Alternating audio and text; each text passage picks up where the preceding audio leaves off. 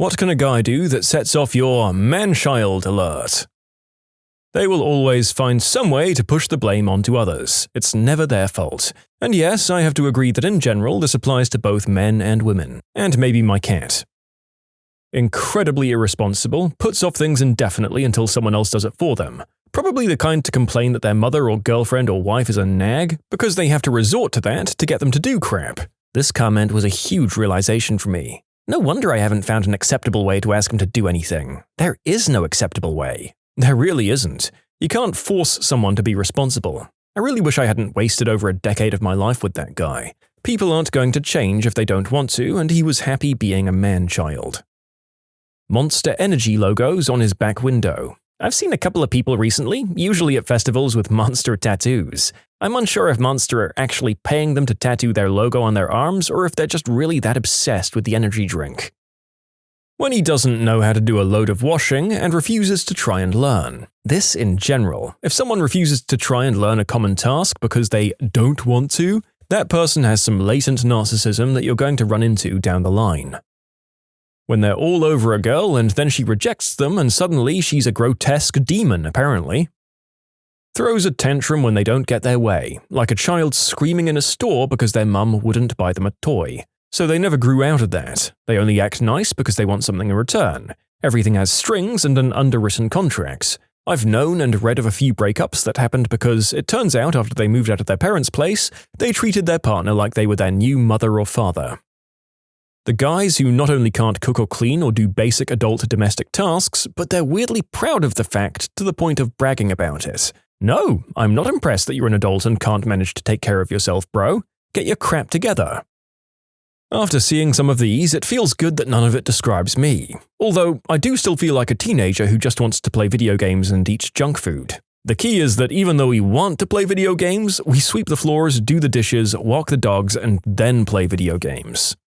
Ditto from me. The narrator did kind of come to this question to see how much of a man-child he was. Turns out there's a bunch of us repressed man-children who managed to adult at least in our working and relationship lives. Mostly.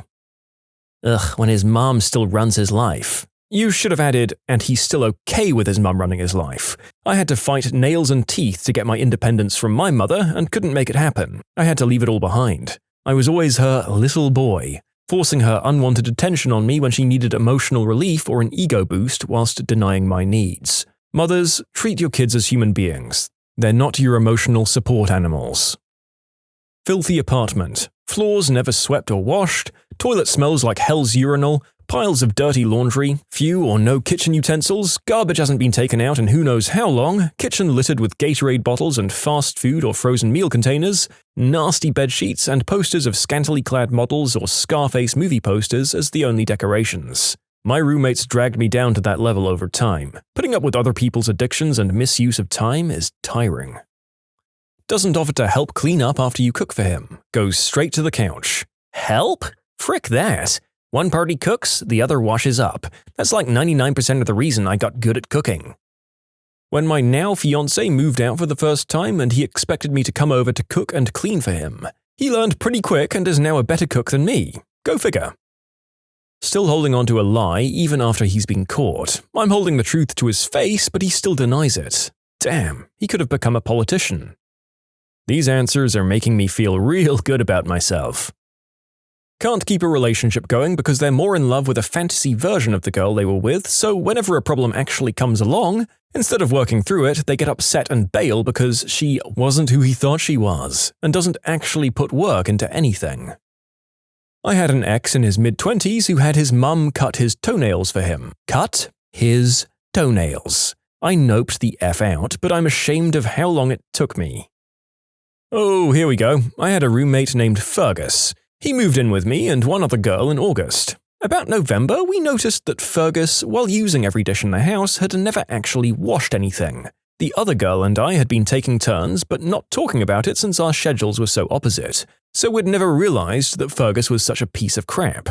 But then, she went out of state for a couple of months, and I quickly told Fergus playtime was over. It was his turn to do the dishes. He had the good grace to apologize for not getting around to it, and mentioned that if he'd ever seen the sink really full, he'd of course have done some dishes, but we'd just washed his stuff before he had a chance. Okay, whatever man. I did the dishes from a small Thanksgiving dinner and then left the kitchen to Fergus. I used paper plates and cups and plastic silverware for the next month. I didn't really cook, just microwaved it. It was finals anyways. And Fergus proceeded to use dishes without washing them until every cupboard was empty and every glass, plate, bowl, cup, and fork was crusted and filthy in a pile. He clearly expected me to cave if he made a big enough mess. The other girl would have within a week.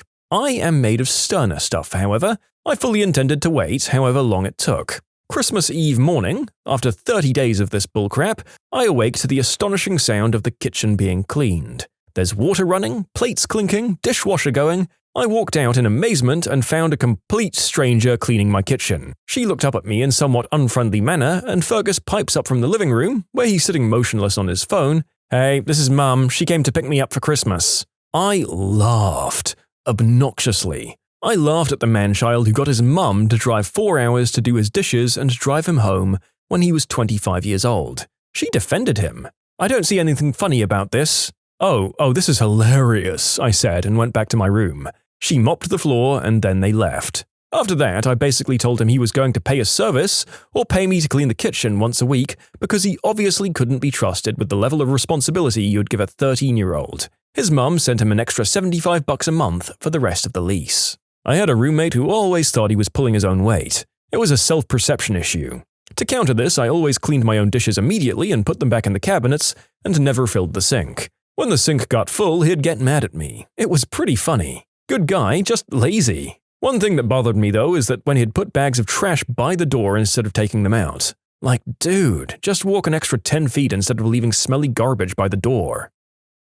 Somebody that absolutely won't prioritize and budget their money wisely. My ex-roommate was quick to spend his money on gambling, beer, and cigarettes, but always cried poor when it came time to pay rent, along with his share of the household bills, and bugged his mum like crazy to give him money every single time. His mum was apparently well off. Okay, so there's no mention of still playing with Lego, so I think I'm safe. I don't play. I build. If a spaceship happens to follow a logical flight plan and makes a whoosh sound on its way to the display shelf, that's not my fault. Living like a smackhead, eating like a 12-year-old, doesn't read, doesn't progress, complains endlessly, never assumes responsibility, but would say things like, "I'm such a jerk, I'm so stupid, I'm a mess." Like, yeah, okay, and what are you going to do about it, Michael? Tantrums. My ex broke up with me over the phone at 1:30 a.m. a few days before Christmas because I told him I was just going to hang out at my place that day and have a bath, do my nails and face mask, girly stuff like that. Apparently that was rude because our want for chill days away from each other should align. He was also scandalized when I said, okay, and refused to take him back. No thanks, crazy moron, I'm good. I love the stunned Pikachu face when someone finds out that you're actually fine with them leaving your life or business. Bluff called, motherfricker. Now grow up and learn to do your dishes. He will only clean what mess he makes. Oh, you made dinner. Clean the dishes you used. I'll wash my drinking glass since I filled it. Or he can't be wrong, misunderstand, misspeak, or not hear something correctly. I never said that. That's not something I'd say. Not seeing something from a different perspective, like picking your battles. A Mario Kart race is not worth throwing and destroying a controller, and say that he just felt cheated. We can't play certain games because he gets aggressive when he loses, or others are in the lead and complains up until he wins at the end. He does stuff to other people in the game that if done to him, he'd throw a tantrum over. Thinking of capricious reasons to cheat on their significant other because they can't man up to go through with a breakup. You can't really justify cheating at all, but I've heard of some really dumb freaking excuses over the years. He whines all the time. I've known him from age 37 to 60 and, oh my, still just a complainer. He looked like the perfect catch on paper, but his emotional neediness and whining are a major turnoff. Tried the relationship, now trying friendship, but I just can't. For me, it would be a man who makes no effort to keep his home clean, who can't even cook the most rudimentary of meals, and who sees absolutely no problem with that. It shows a pretty marked immaturity that I don't have time to deal with. Not to mention that he'd better not even think that I'd automatically be glad to do all of this for him just because I'm a woman. And I'm not talking Martha Stewart levels of cooking and cleaning either. My place isn't spotless and I'm no gourmet chef, but I expect to see just enough to keep the health department away and maybe eat a home-cooked meal once or twice a week. Still completely dependent on the mother. You can submit your own stories to be featured here on the channel. The story submission link is in the description below, and if you want to listen to some vibey music in the background, check out easymode, also linked below, and subscribe. I know a guy who constantly whines about being single. He's 33. He'll crush on one girl for like 6 months without showing any sign of interest, finally work up the nerve to ask her out, get rejected and pine after her for another year or so, hoping she'll change her mind. Despite being objectively very unattractive, not having a career, relying on friends to rent him space well below market value, he'll only ever aim for girls that are like an 8 or higher. He has ridiculous criteria too. Refuses to date anyone taller than him, and he's like 5'7", or older than him, wants to marry into money, expects his future wife to be a homemaker raising their 5 to 8 kids, thinks doing the deed in anything other than missionary position with the lights off is gross. He's had girls interested in him before, girls who were definitely out of his league, and he never pursued anything because they were a couple of years older or a couple of inches taller than him. Yes, he's a complete man-child and I'm positive he'll die alone. And no, I'm not a woman, but 0 fricks given I'm not removing this comment. When the guy is in denial about calling anything you do together a date, but when you ask if what you're doing is a date or bring up the notion that it could be something other than a casual hookup, you're suddenly a psychotic stage 5 clinger who wants to get married and have 1,000,000 babies on a strict timeline. Jeez, dude. I just asked if you were on a date because it wasn't clear. I wasn't asking you to frickin' marry me.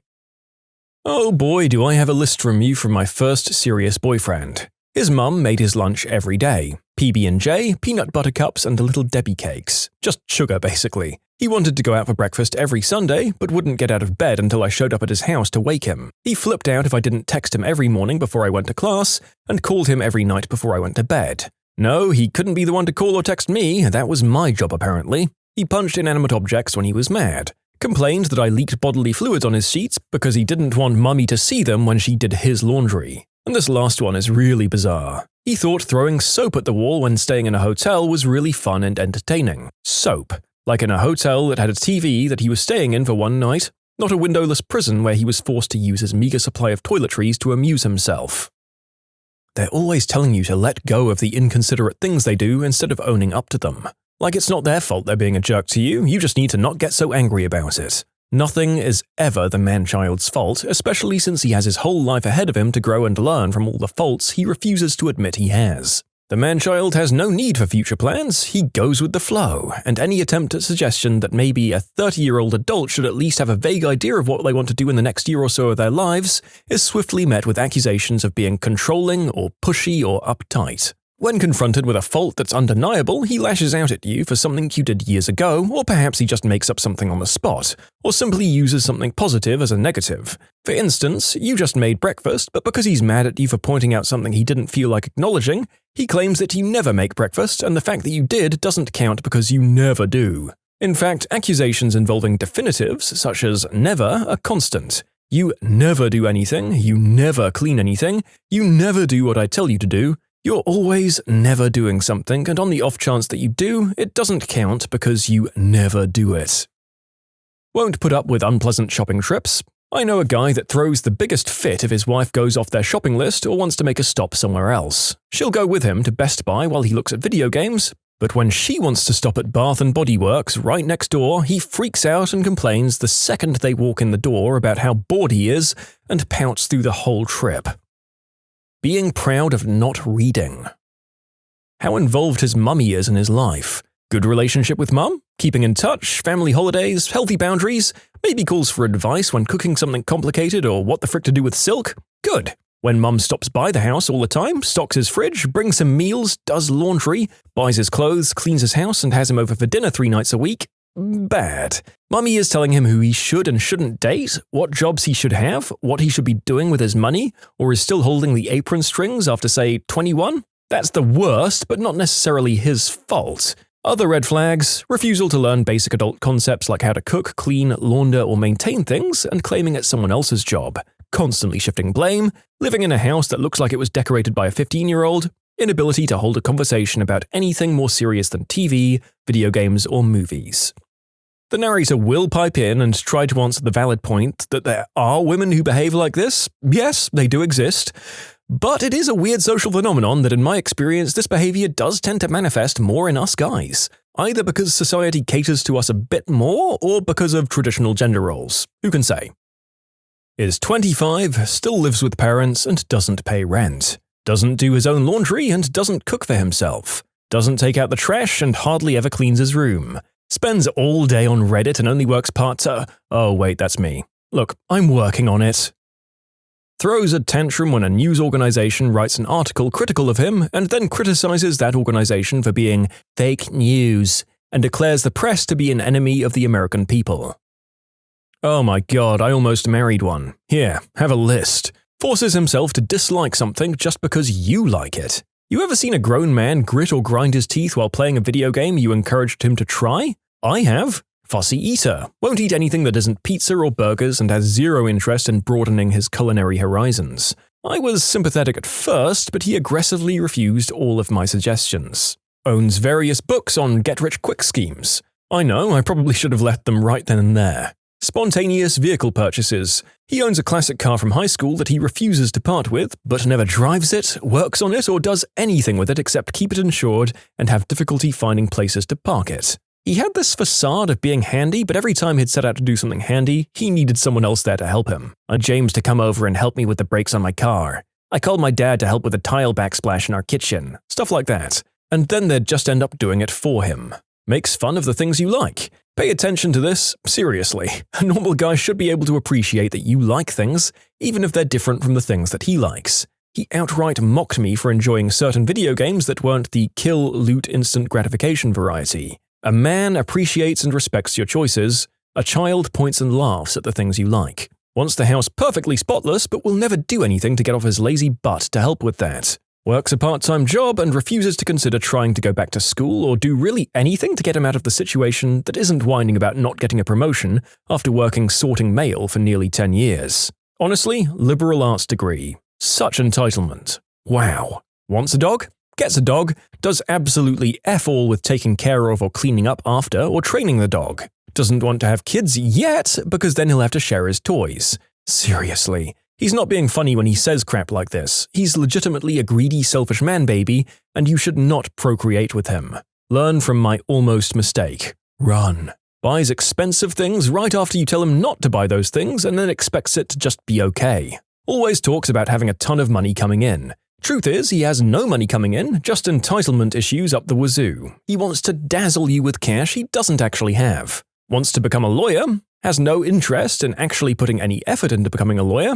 In truth, he actually just wants to argue more and get away with saying stupid crap in front of a judge. This is not the kind of person who becomes a lawyer. Any freaking time he playfully whines about something, but I want to see X movie, not Y, but I want a new one because mine's not working properly. Stuff like that, and then playfully laughs. Pro tip, it's not fake whining to be funny, it's actual whining disguised as fake funny whining. Just stay away from any and all whining. Having his mother appear on your doorstep at random freaking times to attack you after you dump him and he kicks himself out. That was fun. Not. They were looking in my freaking windows to see if I was home. Sending endless long texts and emails after you dump him saying he's entitled to spousal support and you paying off all of his debt that he accrued without your input, even though he's left you with 2 pets and a house you can barely afford to pay on your own. That was actually fun. I forwarded everything to my family lawyer to discredit him. Really, he did it all himself. His relatives post vaguely on their Facebook about how they're happy in their marriages or whatever and would never treat their spouses like that. Translation, man-baby has been crying to his entire family, "You're the scum of the earth, how dare you find fault in this perfect cinnamon roll?" And probably the biggest one, talks a lot about stuff he wants, never actually puts forward any effort into getting it, never. He just expects it to magically happen without his input at all. Everything you do annoys him. Literally everything. How dare you listen to music while you cook or clean? How dare you soak potting soil in the sink for plant pots? It's so dirty even though it takes less than a minute to wipe up. How dare you get back into painting? That's money I could spend on pizza. How dare you order off the dinner menu? Never mind that I go for lunch twice a week with my friend Kyle. It's so expensive when I eat out with you maybe twice a year. If you upset his happy norm by existing, you're sure to hear some whining about it. We were together nearly 5 years. I'm sure I'll come up with more. Furiously taking notes. Just passing by, don't worry about me. One that I haven't seen mentioned yet is pickup artistry. It covers all manner of insecurity, immaturity, or lack of personal growth, by doubling down on the objectifying of women. See, it's not so bad to get rejected by a girl if she's just one of 20 meat sacks you're pursuing at a time. They try something once, and when it doesn't immediately work for them, they wallow in self-pity rather than try again. I can't ask out a girl, I got rejected once and it hurts too bad. I can't exercise, I ran a mile once and it didn't do anything. I tried to learn a foreign language once, but it took too long. All actual quotes from the man children in my life.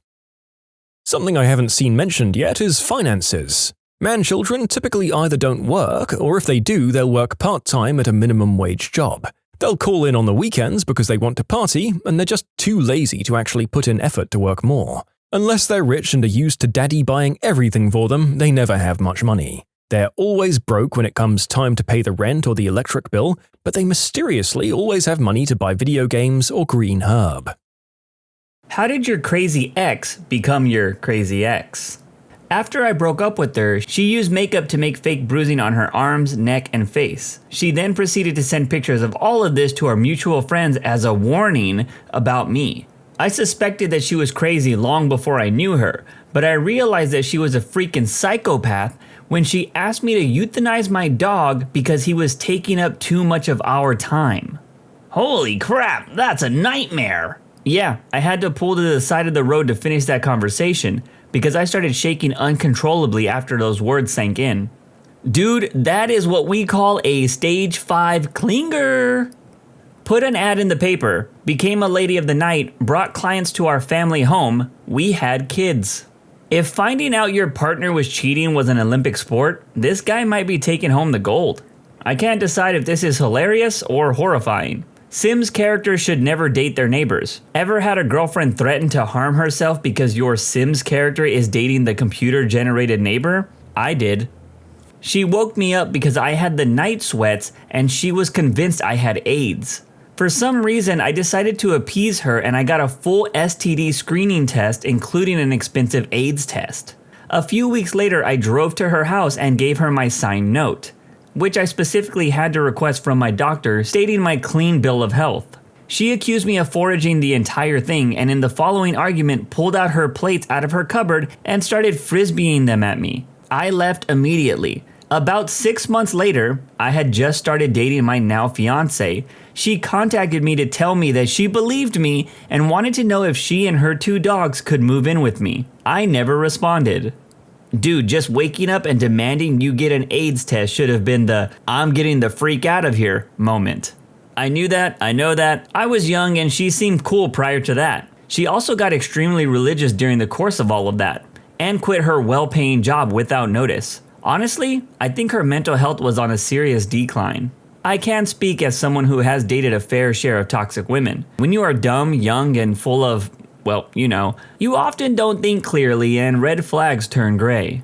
He painted my name all over his bedroom, bathroom, and lounge room, proposed and then photoshopped us into wedding pictures, sent invites to all of his family, mine and my friends, got an ultrasound photo online and tried to announce to Facebook that we were expecting a baby, shaved our initials into his cat and left hundreds of love letters taped to my car. So that was crazy. We went on half a double date with friends. I was just being a good sport. Noped out when he proposed when the food came out. The rest came over the next week. To clarify, in case that was confusing, this was all after our one and only date. This wasn't a "we dated for months and then his crazy came out." This was "we met an hour ago, why are you proposing to me?" She tried to draw my blood out while I was sleeping to put it in a vial she wore around her neck. Dude, I heard about people that do this, and I just have to ask why. Like, what is the purpose? Would start arguments out of thin air because I'm drama, and this is who I am. Then one day, I went drinking in her hometown. She ran into her ex, and a day later, she said sorry, but I'm going to start dating him again. 2 days after that, she was begging to get back together. Nope. Messaged me occasionally for a few years to go out for a drink, but eventually she stopped when she got knocked up. Good luck to the guy who knocked her up. In addition to being an absolute gem of a personality, she had awful genetics and family. Getting that quote at the start just made me think of Breaking Bad. I'm drama, and I'm the one who starts it. He tried to strangle me with an HDMI cord because I didn't straighten my hair that day. He had been crazy for a while, but this was the very moment when I realized it.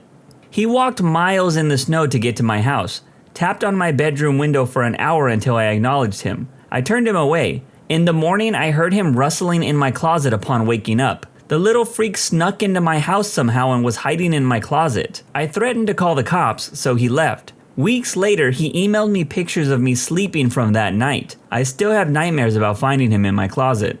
This is by far one of the worst stories I've ever read here. I truly hope you are okay and have some form of legal separation from this psycho. He called me endlessly for 2 years. He's disappeared now, but it took a while.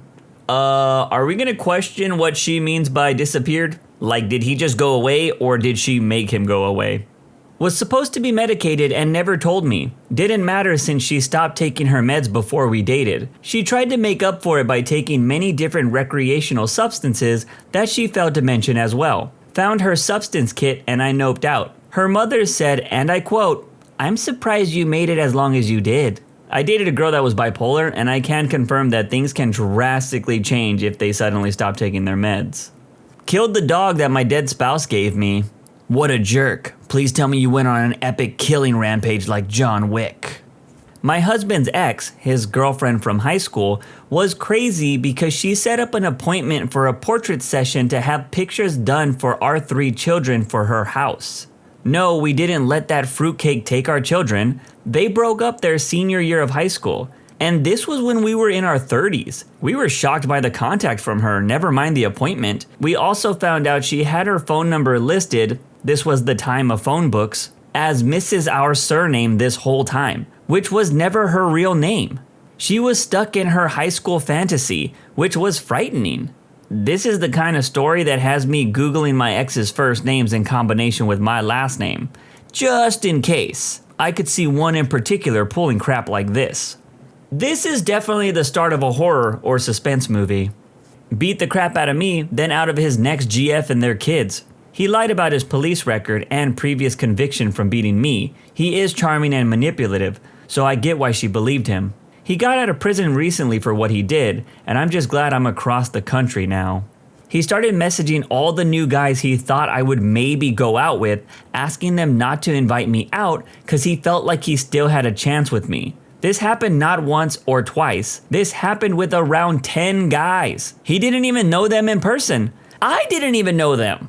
I told her after 3 years of dating that I was actually a war refugee from Chechnya. She just knew that I was from Russia, nothing more. And that I had seen a lot of horrible things during my childhood. I saw people get executed, bombs exploding, people dying slowly of gangrene, dodging snipers, etc.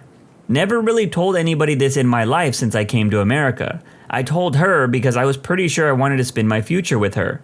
I told her it was a massive deal that I told her this in the first place, because I've never told anybody. She left me right afterwards because she assumed I was crazy or mentally damaged from all the crap that I went through. She said that she didn't want to date some scary war refugee. The worst part was her parents, who I mostly communicated through because she refused to talk to me. They believed it too. They said horrible things about me, saying I was a criminal, a junkie, that I would end up beating her up, and that I'm just another street Arab. I am Azeri, not Arab. They basically put their foot down and said I could never date someone like their daughter. It was one of the worst weeks of my life. Really made me lose faith in long-term relationships. For all those curious, it wasn't an immediate thing. She always found me sketchy in a way because I was from the bad part of Brooklyn, and she knew I had a history with some hard substances in my teen years, even after coming to America. She was scared of all that stuff. She wouldn't go to certain bars or clubs that had a certain type of person. She preferred yuppie bars. She came from a white upper-class suburbs, so right there it was a major divide in how we grew up. Apparently that divide made her really uncomfortable. Like she couldn't relate to me, and finding out that I was a war refugee was the last straw for her. She tried to drown herself in a river in the middle of December because she thought I wanted to sleep with someone else. I had to wait out and get her. This was after she spiked my phone on the ground when I received a text message from a friend saying my then girlfriend had left her purse at the bar. On a separate occasion, she grabbed her car keys from me after getting wasted, and when I tried to stop her from driving, she almost ran me over. Yeah, she was nuts. Sounds like this girl I dated once when I was younger. Way before Uber and Lyft was a thing. She had been drinking and I told her that I would drive her home. She was extremely adamant that she would be fine to drive. Well, I told her that I was going to at least follow her home to make sure, and she just said fine. Well, the moment she got into her car, it became a Fast and the Furious movie. She was driving like she just robbed a bank and I was the cops. She tried to lose me on the highway and I ended up catching up to her at some gas station, and she freaked out and sped off again. I stopped following her after she called me and told me that if her dad finds out she's dating someone, he would send someone to kill me. I wasn't taking any chances, so I backed off. As you might assume, she turned out to be extremely toxic. Murdered my pet cat and left her corpse in my sock drawer. Was pregnant with another guy's baby. I found out when she lost it during a substance overdose. That was when I learned that she was pregnant and also did substances.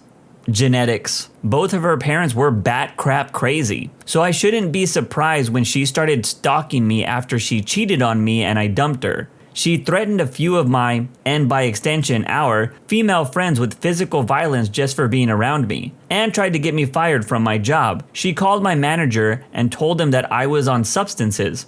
Nothing further from the truth, and had two of her other friends come into my store and be extremely angry customers saying I felt them up or something. Fortunately, my boss knew about everything that was going on and didn't buy any of it. I noticed my undergarments were going missing. I mentioned it while doing the laundry. He accused me of cheating, saying that I left my things at some other dude's house, and that totally meant that I was cheating, and he began hurting me for the missing things. I was pregnant with his child at the time. I kicked him out. I was scared crapless on how I was going to support myself while I was about to give birth and miss 6 weeks of work. I began packing his things to keep my frightened mind busy. Found a big box hidden in the basement full of my undergarments, huge inflatable toys for where the sun don't shine, and trans adult content. My thigh highs were tied in knots with junk hair sticking out of them. I put in a video labeled with my name. It's him dressed in my clothes, doing stuff to himself while pretending to be me. Turns out he was a secret crossdresser with a violent history and multiple substance charges. Lied about everything, from his education to his orientation. I don't trust human beings anymore. Oh, I had one mega crazy ex. This girl was 5 kinds of freaked in the head and needed to be locked up. First, she had a kid. I didn't doubt that. I saw her stretch marks. Not a big deal. She claimed the kid had been kidnapped by a baby daddy and disappeared. Okay, strange things have happened. Things started not adding up soon. She was a pathological liar. Started with, I make $60 an hour in the military, which I knew was BS for her rank, since my mom was a higher rank than she was and made far less than that. She stole my car one night, and by the time the cops got there, she had already got back and claimed innocence, and the cops threatened to arrest me for making a false report. She then tried playing the ultimate psycho card. She said she got a call saying that the kid and her dad had been found in a wreck in Canada, and that the kid was dead. At first, I wasn't sure to call BS on that or not. 2 days later, she downed a bottle of sleeping pills with a full bottle of vodka. While she was in the hospital, I did some digging and found out that she and her husband got a divorce. He was awarded full custody due to her being a complete nutbag. I noped the freak out of there as fast as I could. Crazy story, but I do want to point out that you can 100% get stretch marks without having a kid. I'm a dude and I have some. Sometimes you just grow too fast for your body to keep up. When he got himself locked in 4-point restraints in the ER because he was convinced he had AIDS and started trying to infect the staff. Or when he proudly told me that he was the son of Jesus Christ. Or when he tried to kick in my door at 3 a.m. as a grand romantic gesture. Or also when he thought his bald spot would grow hair again if he was just a better person. That Jesus Christ comment reminds me of that kid on TikTok that believes he's the reincarnation of Hitler, because he has a birthmark where Hitler apparently got shot. Cat disappeared. Strange, was a friendly cat. Upstairs neighbor with big dogs came down screaming that my ex somehow convinced both dogs to jump out of the window to their deaths. She attacked me with scissors and a knife on different days. Serviced some guy in his car outside of our apartment. Finally, turned on her hairdryer and threw it into the shower with me. It takes a lot to piss me off apparently. Man, I wasn't expecting this post to get as much attention as it did, so let me elaborate a little bit. 2 disclaimers, I was young and stupid, and she was sexy as freak. This doesn't excuse my not bugging out much sooner, but it's just to give you some insight in my frame of mind. What I mentioned was pretty much in chronological order. Regarding the cat, Not really that unusual. He was an indoor-outdoor cat, so any number of things could have happened to him. A neighbor may have thought that he was a stray and taken him in. He may have been hit by a car while he was out on a prowl. I have no idea. It's more of a, in retrospect, I wouldn't be surprised at all if that crazy bee killed him type of thing. The dogs, now that's much stranger. My ex hated those dogs. They were big and noisy, and ran around the upstairs apartment playing all day long. As such, she started a bit of a war with the upstairs neighbor, who was herself pretty nuts. I stayed the hell out of it. My ex had said several times that she was going to kill those freaking dogs, but I passed it off as just being annoyed with the constant noise. Hell, I didn't like it either. But otherwise, the apartment was great, so we weren't really too excited to find a new place. The incident, whatever it was, happened while I was at work. I came home to the crazy neighbor screaming at my ex about how my ex somehow coaxed her dogs into jumping from the window. Now my ex was pretty petite, and these were big dogs, so there was no way she could have broken into the neighbor's apartment and physically thrown these dogs out the window. I've owned a few dogs in my life, and no matter how stupid they are, they were never so dumb as to fling themselves out of a window. Now I had no idea what the hell actually happened, and to this day, all of this was probably 20 years ago, I still can't explain it at all. But at this point, I did start looking at my ex from the corner of my eye, just wondering. On to attacking me with scissors and later with a knife. Well, these incidents proved beyond a shadow of a doubt that she was dangerous, but both happened in the heat of a moment, during arguments. As I mentioned earlier, she was quite petite, and I was much faster than her, so I had little trouble disarming her without being really in harm's way. I mean, it wasn't like she was going to try and kill me in my sleep in cold blood, right? Yeah. I forgot to mention there was another attack. She tried to mace me in our apartment. Inside, with the windows closed. I just backed up and raised one eyebrow. Like, what the hell are you even doing? The mace just settled in a big cloud in the middle of the room, missing me entirely. This really made her mad, so she charged at me for another go with her mace can, straight into the cloud that she created. She dropped like a rock, and I just rolled my eyes. Okay, come on, let's get you to the bathroom and wash this out. The makeup fun time after was great though. But at this point, the relationship was pretty much over. It was just a matter of actually, officially ending it, which neither of us really seemed to want to do. All of these things, of course, happened over a few years. And of course, in the times between these instances, it was actually all normal boyfriend-girlfriend type stuff. Shopping, vacations, laughter, dinners, and talking about the future. Of course, there was arguments and fights, some her fault, some mine, but most of the time we were both to blame. It wasn't like it was 2 or 3 years of nothing but crazy 100% of the time. Relationships aren't that simple. Anyways, near the end, we both had sort of stopped caring. That's when I caught her hooking up with some guy outside of our apartment. That was the, well, this is 100% done moment. It was failing before, but I had hopes that we could still work through it or something. Like I said, I was young and stupid, and she was hot. But nah, this was done. So I set my mind and attention to finding a new place. I didn't even want to bother fighting over the apartment. It wasn't that nice. I just wanted out. Oddly, we were getting along fine now. We both had accepted it, or so I thought. One day I come home before her and I hop in the shower. The past several days had actually been great. Laughs, hooking up, cooking, like a normal couple. She comes home while I'm still in the shower, walks into the bathroom, turns on her hairdryer, and without a word and without emotion, she just throws it into the shower with me and just dead-eye stared. I pulled a freaking Matrix slow motion action jump, arms out, water droplets slowly falling in some sort of hyper reality, as if, well, someone had just thrown a hairdryer in your shower. Probably yelled, "What the freak?" Then I got dressed and walked the hell out. Came to get my things later with an army of friends.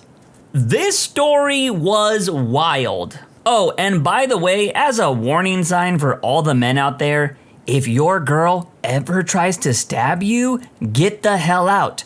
I had a friend that almost died when his girl stabbed him while he slept. No girl is hot enough to die for.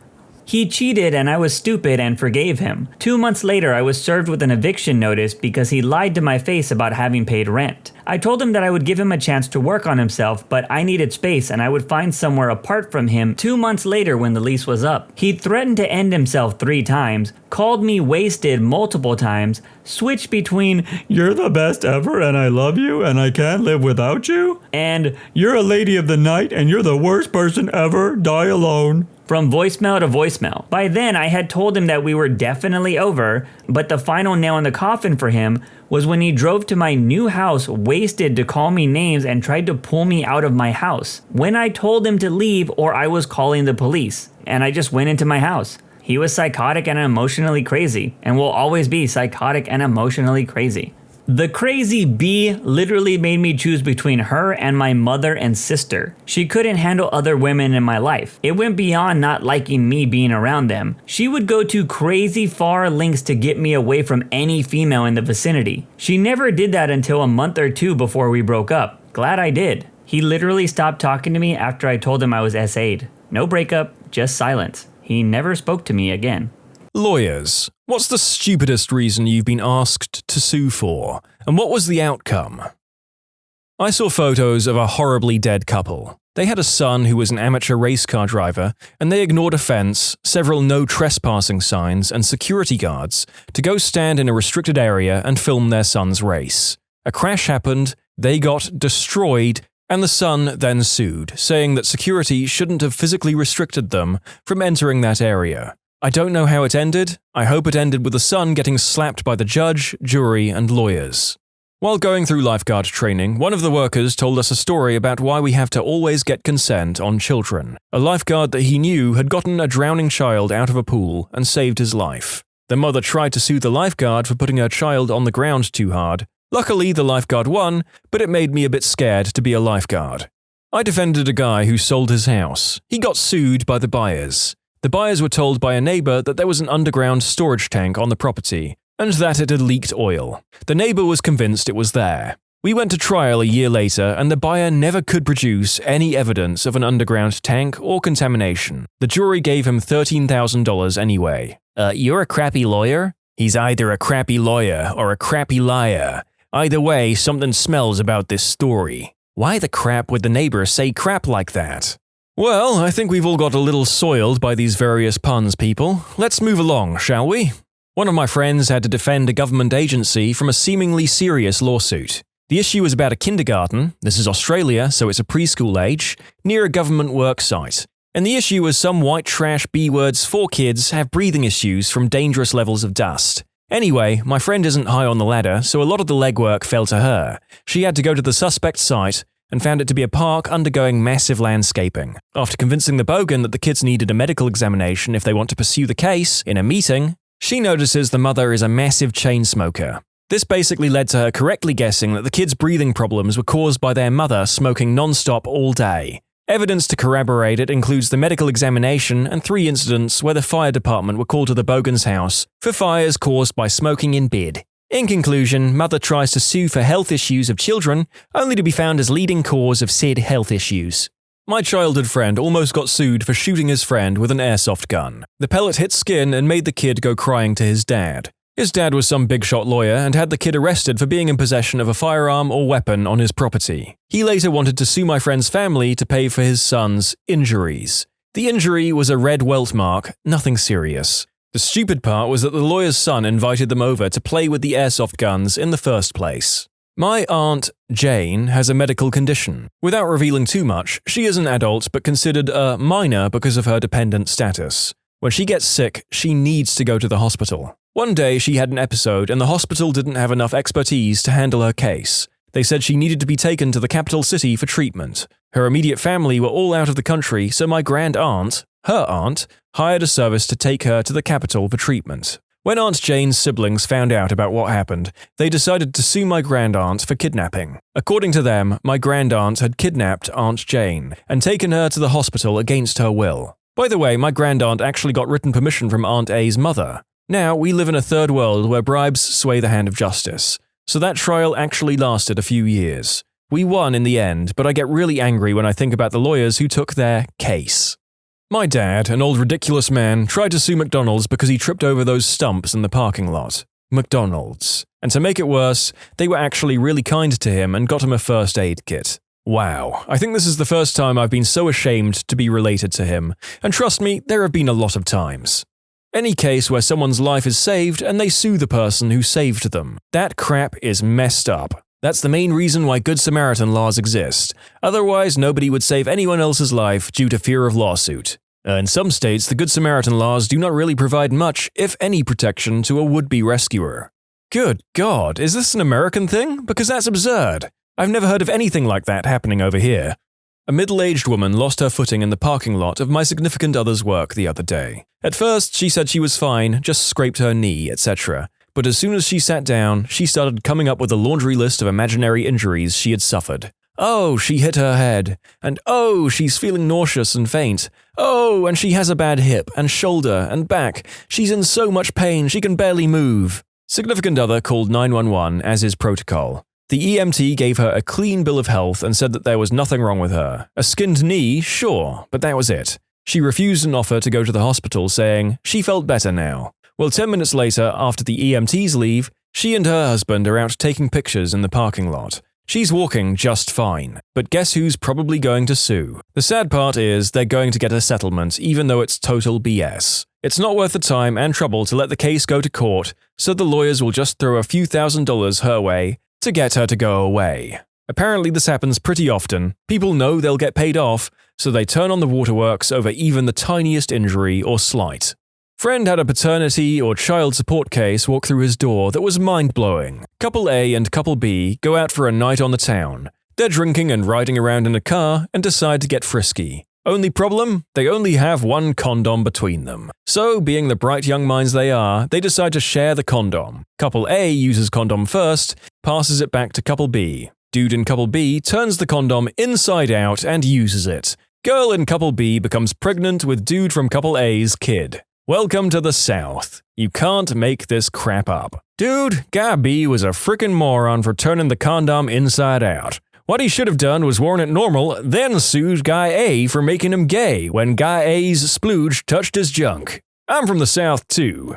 I'm not a lawyer, but when I was a kid, our neighbor decided to sue us over 4 inches of land. So on that side of the house, we had a wooden catwalk that led into our backyard. It was in poor condition when we bought the house, so a few years later, my parents decided to hire some contractors to repair it. Within a week of them finishing it, my parents got a letter from a lawyer, which stated that our neighbor was suing them for infringing on his property with this new catwalk. A surveyor was hired and a 3 to 4 year legal battle ensued. The end result? Yes, the catwalk was 4 inches over the property line. However, the old catwalk had been rotting and sloping on that side before the work, so it was probably more than 4 inches over before. My parents had to pay to bring in a new crew and rectify that problem. He built a fence on his front lawn right along the property line, all the way down the road. His wife vanished. We suspect that she left him for being a crazy butthole, and his kids stopped visiting. He moved out about a year after winning the court case. Oh, I almost forgot the best part of the story. He finally decided to settle. He changed the terms of what he wanted to something agreeable because, and I crap you not, the spirits told him it was time. I almost feel bad for the guy because he clearly has some sort of dementia, but he made my parents' lives a living hell for 3 or 4 years. One time when I was 17, I was backing out of my driveway to go to school. There was almost no traffic then because it was before the average Joe left for work in the morning. I checked to see if it was clear, and it appeared that it was. Someone thought that would be a great time to park behind me on the other side of the small road so they could let their kid wait for the bus stop. I just happened to be looking around my opposite shoulder, so I dinged the side of their bumper. They were driving an SUV, didn't want to get insurance involved, and didn't seem to be annoyed, etc. I know, I was a dumb teenager and my dad told me it'd just be cheaper to pay for the damages out of pocket rather than be an unsafe driver for the next 40 years. I ended up paying them like $500 or something since the damage was simply cosmetic. It seemed high in my mind, but that was because I wasn't used to how high car parts can go, like thousands of dollars for a molded plastic kind of thing. Fast forward a few weeks, I'm served with papers to a lawsuit. Apparently the driver and kid are claiming medical damages and many thousands of dollars of damage to their vehicle, including replacing most of the front end. They were asking $500,000 or something. My insurance company said that since I didn't report it, there probably wasn't much they could do, but they'd check. A week after that, an insurance company agent asks me to come in and talk with him, which I do. I'm completely straight with them. They aren't annoyed at all, they just want to get my side of the story and show me the proof the other people had that the story was as they say. First, they had an invoice from a garage that was nearly unreadable. Each line item was for multiple thousands of dollars. Among them, some of the ones we could read were things like replaced engine and repaired/welded frame. Second, the kid had some kind of surgery done between the accident and the lawsuit, which they claim was the direct result of said accident. What was it? The kid developed appendicitis a week or two later. Third, the driver was undergoing treatment at a chiropractor and had a note from them saying they would never be able to lift heavy objects or stand for more than a few minutes at a time, and would probably be in severe pain due to pinched nerves and slipped discs caused by the accident. So I'm sitting there with all these images of being in debt forever running through my head, and the insurance agent is kind of giggling at those things. I was kind of shocked, but they walked me through why each piece of their proof was just an attempt to look serious enough to get a settlement deal on the table. Sure enough, they were suing for $500,000, but willing to settle for $100,000 because the family was so exhausted in dealing with the accident. The insurance company had someone inspect my car, and they were able to say without hesitation that the car had not been through an accident like the kind the people were claiming. They wanted to examine their vehicle too, but apparently said vehicle had been given to relatives out of state because it brought back such bad memories. Also, on a hunch, they looked at the background of the people involved. What do you know? It turns out they just got a big settlement for another serious car accident in another state. A little more digging was done, and the police were notified. I don't know if they ever went to jail for it, but apparently their proof was fake. The kid did get his appendix removed, but their freaking health insurance paid for that. My dad is a lawyer, so I have a couple of these. My dad was once asked to represent a man who tripped on the sidewalk due to a tree. He said he walked that sidewalk every day. The time he walked it and tripped, apparently a tree jumped out in front of his path and tripped him.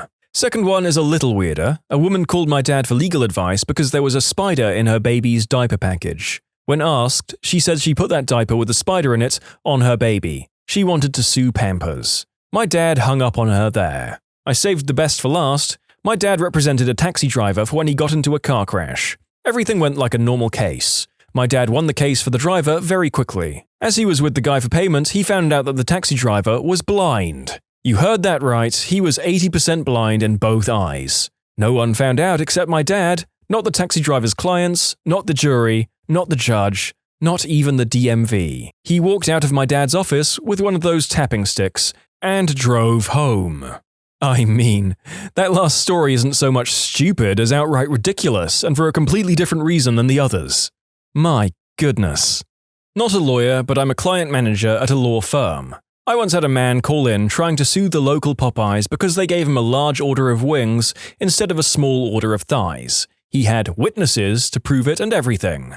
So basically, you're the last line of defense between the lawyers and the insanity of the real world. Lady calls 911 and says the dump truck in front of her is spilling gravel all over the road and her truck. I ask her if any damage is done to her vehicle and she says she doesn't know. Officers find the dump truck, follow it about a mile and don't observe any gravel spilling out. They pull it over anyway to get driver, company, insurance information, assuming she wants to make a damage to property report. I ask the lady to stop with the officers or bring her vehicle to the police department so they can see the damage and do the report for her insurance company. She tells me she doesn't have time because her daughter is late for a singing lesson. 2 weeks later, after a hailstorm, she came to the PD to make a report for the damage, but she is driving another vehicle. She claims her truck is already at the repair shop and the estimate is $3,000. Officer tells her he can't make a report for damage without seeing the vehicle, but he goes ahead and makes an information-only report to appease her. Now she's trying to sue the PD because the officers won't testify that the dump truck is the cause of the damage. Kind of like, I'm going to sue you unless you perjure yourself. Good lord.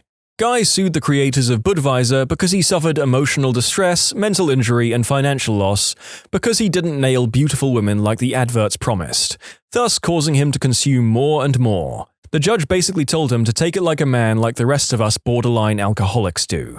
My friend had a client who wanted to sue his parents for emotional abuse. That abuse consisted of giving the client a name he didn't like. It's not even as if the name was one of those ridiculous ones. It was a perfectly ordinary one, if a little uncommon in our country. Needless to say, my friend didn't agree to represent the guy. My fire tech teacher has a great story he told me of. He worked with the fire department, and they're called in to a car accident. The first car is smashed in, and they get the jaws of life. Open it up, one man survived and his 9-month pregnant wife was decapitated. Another firefighter proceeded to do an emergency C-section and save the man's baby. Well, after finding out he was out of scope for doing so, the man sued the firefighter. He sued him for saving his only child. For those who asked, the guy won the lawsuit. The firefighter lost his license, uncertain if he was jailed, and yeah, so he lost.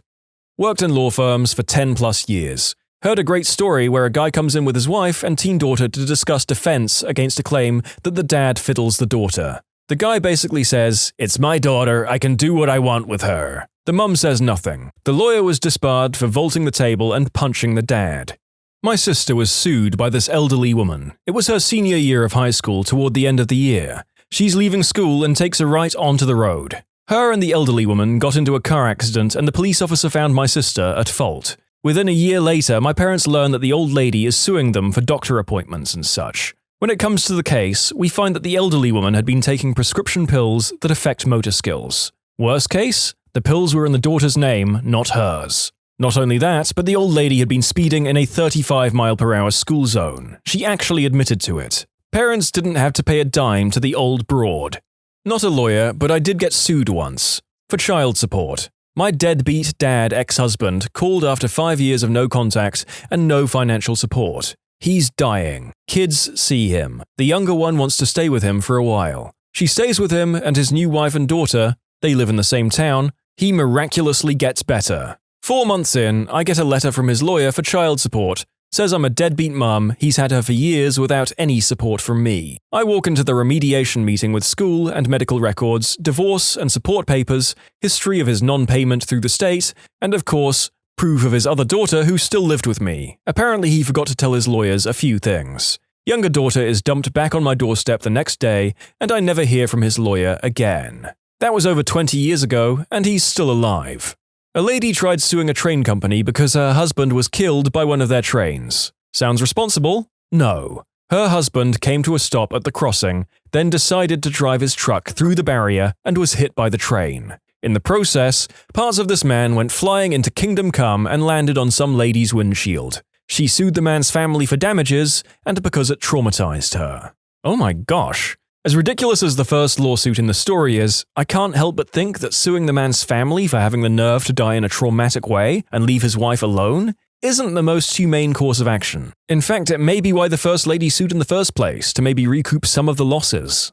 I could go on all day, but I'll limit it to the most egregious two. I'm a retired public defender. Before I started with the PD's office, I worked briefly for a private firm where I encountered these two cases. 1. A single-parent mum had to fly out of town for training for her job. Deadbeat dad wasn't paying child support because he claimed he couldn't find a job. This will be important later.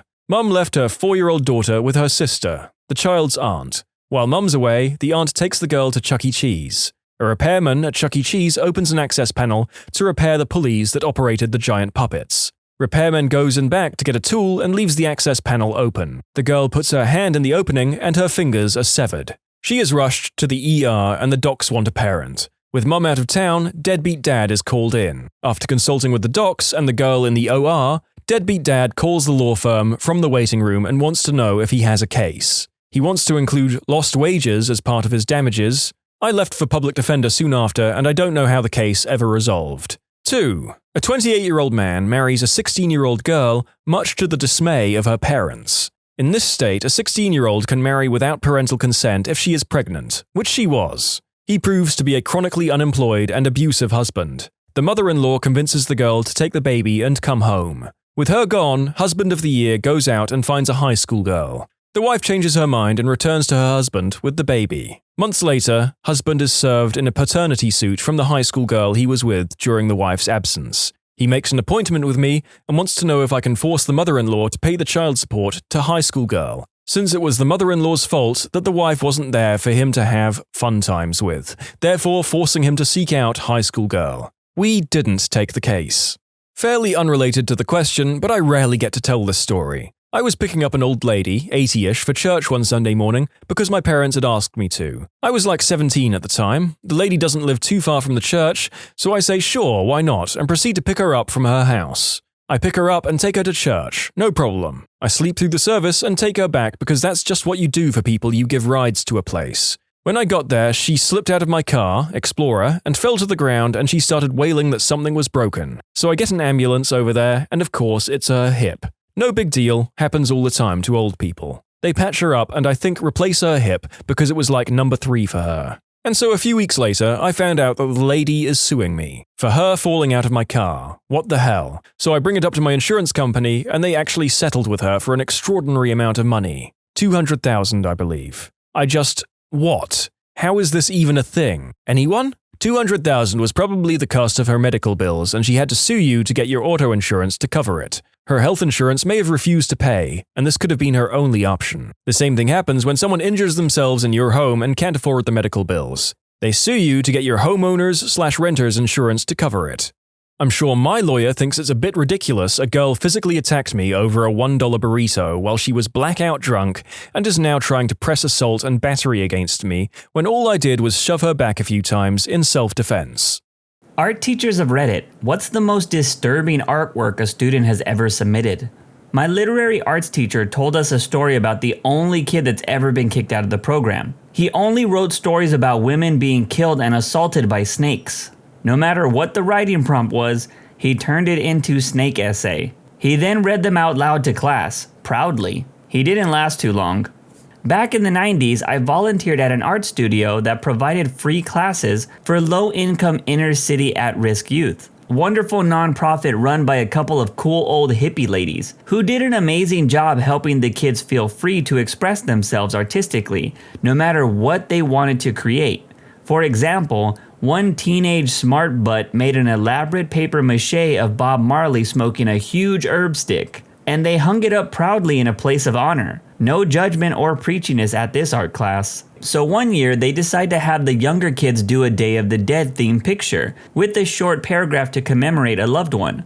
The teachers were expecting pictures of grandmas and maybe pets, and there were some of those. There were also several scenes of murder, including childishly drawn guns, knives, and oh, so much red, followed by short descriptions like, "My brother was shot, he's dead now, it was loud and scary, I miss him." These were like 7 to 9-year-olds. Those pictures were displayed just as proudly as the grandma pictures. That sounds like a wonderful program. It really was. They did so much good. And now I'm going to get up on my soapbox about public funding for art for children. Kids growing up in bad situations need role models, job training, education. They also need, like food and oxygen, a place to express themselves, including the anger and pain that they carry that no one wants to listen to because it makes us all feel uncomfortable. In those art classes, I saw angry 9-year-olds who acted like antisocial, jaded 15-year-olds. They were actually relaxed for a change and enjoyed themselves creating something beautiful or ugly or weird, but something they had control over. The look of defiance, then gratitude when a kid would make a picture of a dinosaur stomping on a car wreck and the art teacher would say, "Wow, great use of color and detail," instead of more disapproval, was priceless. The heart and soul of our world is so much more than the bottom dollar line, y'all. I have to say, I absolutely love that these programs let the kids create whatever was on their mind. My earliest memory of writing was when I was in the 4th grade. My teacher had us do a group project where we had to make up a story involving everyone in the group. Well, one big thing that was happening around this time was the series Resident Evil was getting really popular, and I decided to write a story where we were all trapped in the zombie apocalypse like Resident Evil. This story literally had kids getting killed in it because, well, that's what happens in the game. I remember after presenting it to class, everyone wanted to be in the next story because they thought it was so cool. Looking back, I'm glad my art teacher didn't force me to write something different because it might have killed my spirit and robbed me of that moment of people praising my work. High school 1977. While everyone else is drawing Pink Floyd rainbows and peace signs all over everything, the biggest burnout in class makes this wide metal bracelet with intricate triangle designs cut out of it. He turns it in and gets a great grade for the first project he ever bothered finishing, and some well-deserved praise for his effort. Teacher hands the work back, and the first thing he does is grab a pair of pliers and bends all the triangles outward, making a thick metal spiked bracelet. I found that devilishly, disturbingly clever. Told the kids to draw something that would make them happy. One kid scribbled black all over the page and said nothing makes him happy. That student was referred to the school counselor. I was in primary school. The teacher told us to get out our jotters and come up with some ideas for a poem that focused on one particular emotion. I scribbled out and tore up 3 pages. It took hours for me to cheer up. However, there was a good side. There were a pair of jerks in my class who couldn't do anything to save their lives. They always came up to the teacher and asked for help with the age-old, "I can't do it." This time, my teacher pointed at me with my head buried in my arms on my desk and said, "That's what I can't do it looks like. Just because you're in tears doesn't mean you can't be smug." God damn, that art teacher kicked that kid while they were down? That's rough. When I was a camp counselor, I let one of my campers draw while he was waiting for his parents to pick him up. He left his drawing behind and my supervisor picked it up, went over to me and was like, "What the freak is this?" He drew a bunch of dead bodies at the bottom of a staircase, covered in blood, body parts left behind on the stairs, lots of red crayon was used. I didn't find out till later that one of his favorite things to do was play a computer game called Stairfall with his older brother. You know, the flash game where you throw stick figures down a set of stairs to see how badly they can get hurt. I never played that game, but I want to play it now. When I was in kinder, I drew a male ghost going to the bathroom. I had older brothers, so it was very detailed. And I even put a water line in the testes, because that's where I thought they stored the urine. The teachers and principal called in my parents for a serious conference, and asked my dad what he was going to do about the picture. After my dad finished laughing, he told them that he was going to make copies and send it to all of his friends and relatives for Halloween. And he did. And I still have a few extra copies. Oh, and I found out that the balls do not, in fact, store urine. Not me, but I played a huge part. Brother's art class in the 2nd grade was doing those full body tracings on big sheets of butcher paper. They were supposed to trace each other and then draw themselves. My brother evidently refused to draw a face for himself, would not budge on that. Drew everything else, but no face. Wouldn't say why, and because he was super shy and quiet, clammed up more when the teacher started grilling him about it. The art teacher calls the principal because this is concerning. Principal calls school counselor. Counselor meets with my brother, who still won't talk about why he won't draw his face, asking him questions like, "Do you not like yourself? Do you feel bad about yourself?" etc. At this point, he's really clammed up and is now refusing to talk because he's really shy to begin with, and all this questioning is happening. School calls my parents. They have a meeting about the fact that they think my brother is depressed or has some kind of mental issue. Parents freak out, of course, and my brother still won't talk. My parents and counselors start asking if he feels neglected or unloved or some crap. Mom's crying, dad is frustrated, and my brother thinks he's in trouble for something, and I guess in an effort to stop them all acting crazy, he says he doesn't draw his face because he hates someone in the family. Cue full family counseling for like a month. My mom is a wreck, thinks my brother feels like he's neglected, and doesn't love him, so she's constantly like, "You know I love you very much, right?" Counseling isn't going well because my brother is just quiet and confused. Me, 2 years older than him, is just mad that we always have to be at this office. Finally, during one session, my brother finally cracks. The doctor asks, "Who is the person in your family that you hate?" My brother says, Puss, our cat. She bites me." My dad and mom are stunned. The doctor is surprised, but pushes his advances now that my brother is finally talking. "Why didn't you want to draw your face? Do you feel bad about yourself?" My brother says, "I just wanted OP to do it. She's a better drawer than me." No psychosis, no early childhood trauma, no mental disorder, just an overly concerned art teacher and a little kid who thought it would be best if his older sister drew his face because she's a better drawer than me. It makes me really uncomfortable when teachers push children who are shy like that. I remember seeing stuff like that in art class where students didn't want to talk and teachers would just make huge deals about it, making the situation even worse for kids. There's a way to bring them out, but making a huge scene in front of the class is the worst thing you could do. Bro, all I have to say is after all of that drama, that is an instant chokeslam and powerbomb onto a mattress when we get home, followed by a Shawn Michaels elbow drop. Not a teacher, but in 2nd grade I was infatuated with the battleship Bismarck. I also loved the flag on it, with the red background and white circle with that cool box thingy. We had to build a design to look like a quilt using construction paper. I did mine using the Nazi flag. It looked 100% like it. My teacher didn't say a word, but it was shown to my parents and they burned it. It took me 5 years until I figured out why they did that. Not an art teacher, but in my AP art class in 12th grade, a fellow student in class decided to make an art portfolio with the human fetus as its theme. One piece in particular was a hyper-realistic ink drawing of a tossed salad with little fetuses in lieu of shrimp. If my memory serves me right, they also did a piece that was a martini with the fetus in lieu of the olive on the toothpick. I had a second grader draw a picture of me and him together, and my hand was behind him. He wrote, "Coach Kubert likes to touch me." I don't believe I ever touched him, not really the type of person. However, it was pretty embarrassing. Not a teacher, but my daughter came home from kindergarten with this. When I asked what it was, she said, "Cookie Monster with his head blown up. And then he peed his pants because his head's blowing up." It's still hanging in her room because she's so proud of it. I didn't realize it at the time, but apparently we have a few copies of this theme. Either my kid is really a psycho, or she remembered that we thought the original was funny and did it again.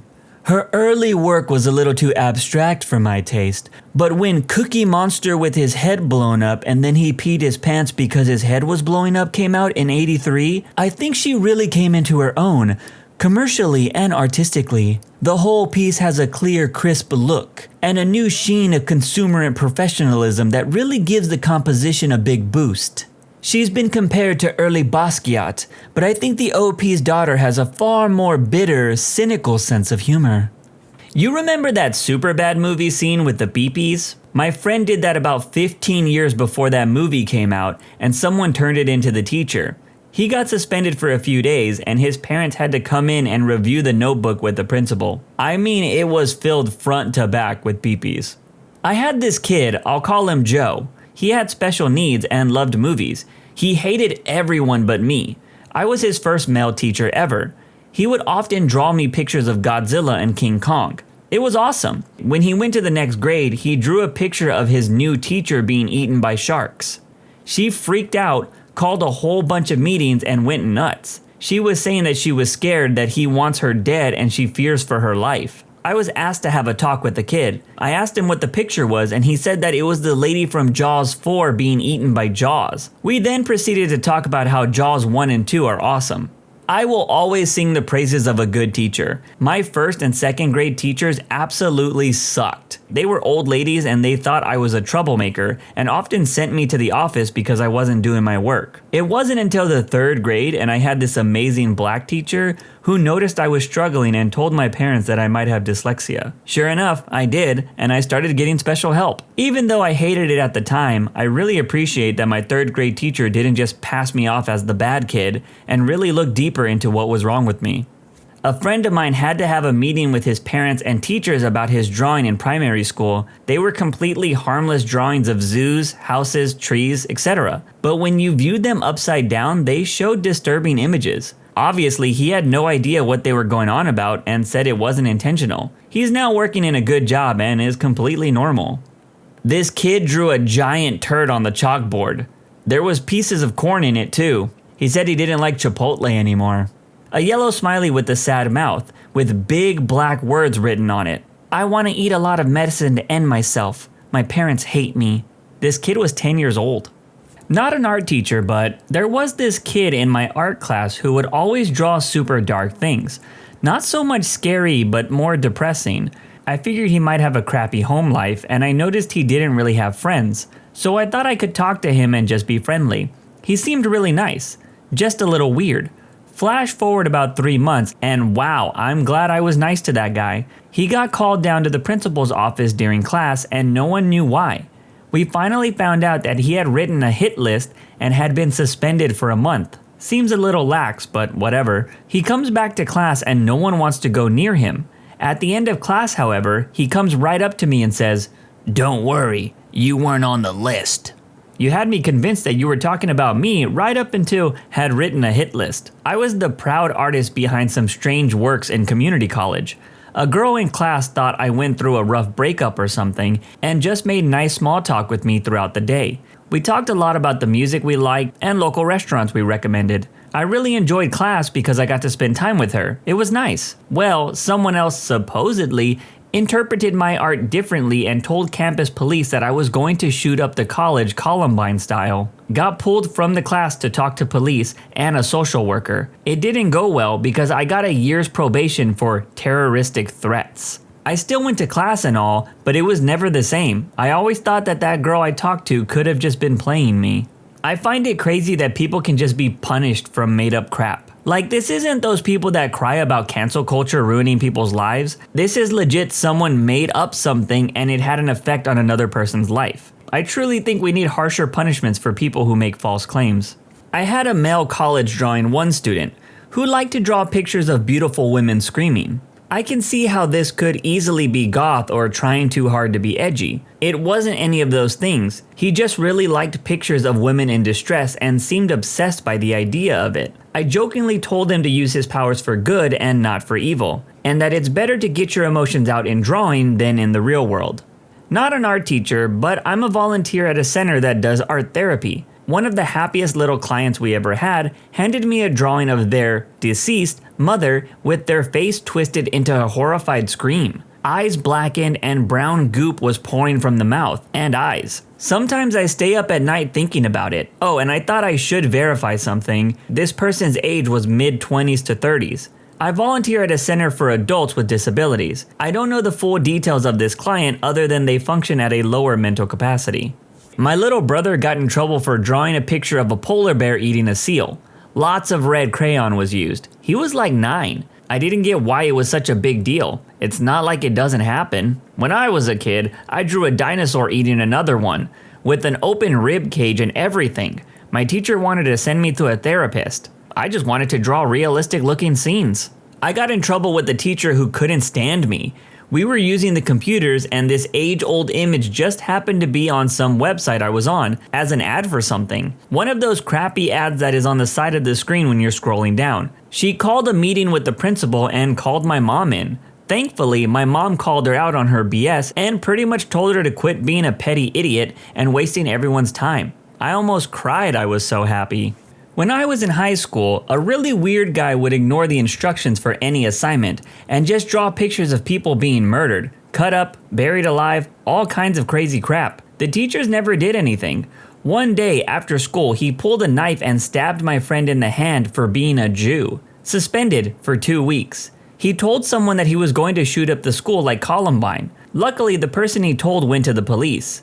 When they came to the kid's house, they found a rifle and a drawing of the school. He was planning on setting fire in the chemistry lab, and then when people came out of the other side of the building, he was going to start shooting from the bleachers in the football field with a rifle. I don't know what happened after he got arrested, but hopefully he's never freaking getting out of prison. That guy was seriously dangerous. Also, our teachers and school administration were clearly freaking brain dead. How did he not get thrown in jail or juvie for stabbing somebody? Plus, it was a hate crime. Most likely, the school didn't want police involved as it would look bad on them. And the parents pulled some strings not to get him expelled, so he was just suspended. It happens more than it should. I do want to add that this is a horrible and mostly illegal behavior from the school, and it definitely does not happen everywhere, and I want to believe that most schools are against any kind of behavior like that in their administration. But this happens in good schools, where the school's reputation, which helps them attract donors, is so important to them, that even the smallest violent case being reported makes the administration go all defense mode, and try to brush it under the rug in fear of any kind of violence being connected to their name. The fear of their job and money gets the better of them. Obligatory not the art teacher, but in high school we had a kid whose art portfolio was displayed at the school's art show. Numerous drawings, sketches, paintings, etc. of tadpoles. From a single one to dozens to hundreds. A full 2-year art class is dedicated to tadpoles. Until he informed everyone he was drawing sperm. Not the teacher, I was the kid. Little background, grew up in a small beach town and was somewhat known for my artwork and being pretty good artist for a little kid. In the 8th grade, we had to design a deck of playing cards. I was 13 and was going through a really hard time and made a series of super dark cards, like the Fallen King and the Dead Joker, Queen of Human Hearts, Hanged King, etc. I really enjoyed working on them and loved how they turned out. Very dark, but also colorful, like Dolly meets Tim Burton. Anyways, I went to a small private school and our cards were going to be displayed for the art show. Mine weren't allowed in the show and weren't allowed to be displayed for them being too dark, and my teacher said I needed therapy. Which, surprise, I was already in and was told to express my negative feelings through my art, which I did and then got in trouble for and denied a place in the art show. I still have my cards. I still think they are pretty dope. Still bitter about it not being in the art show though.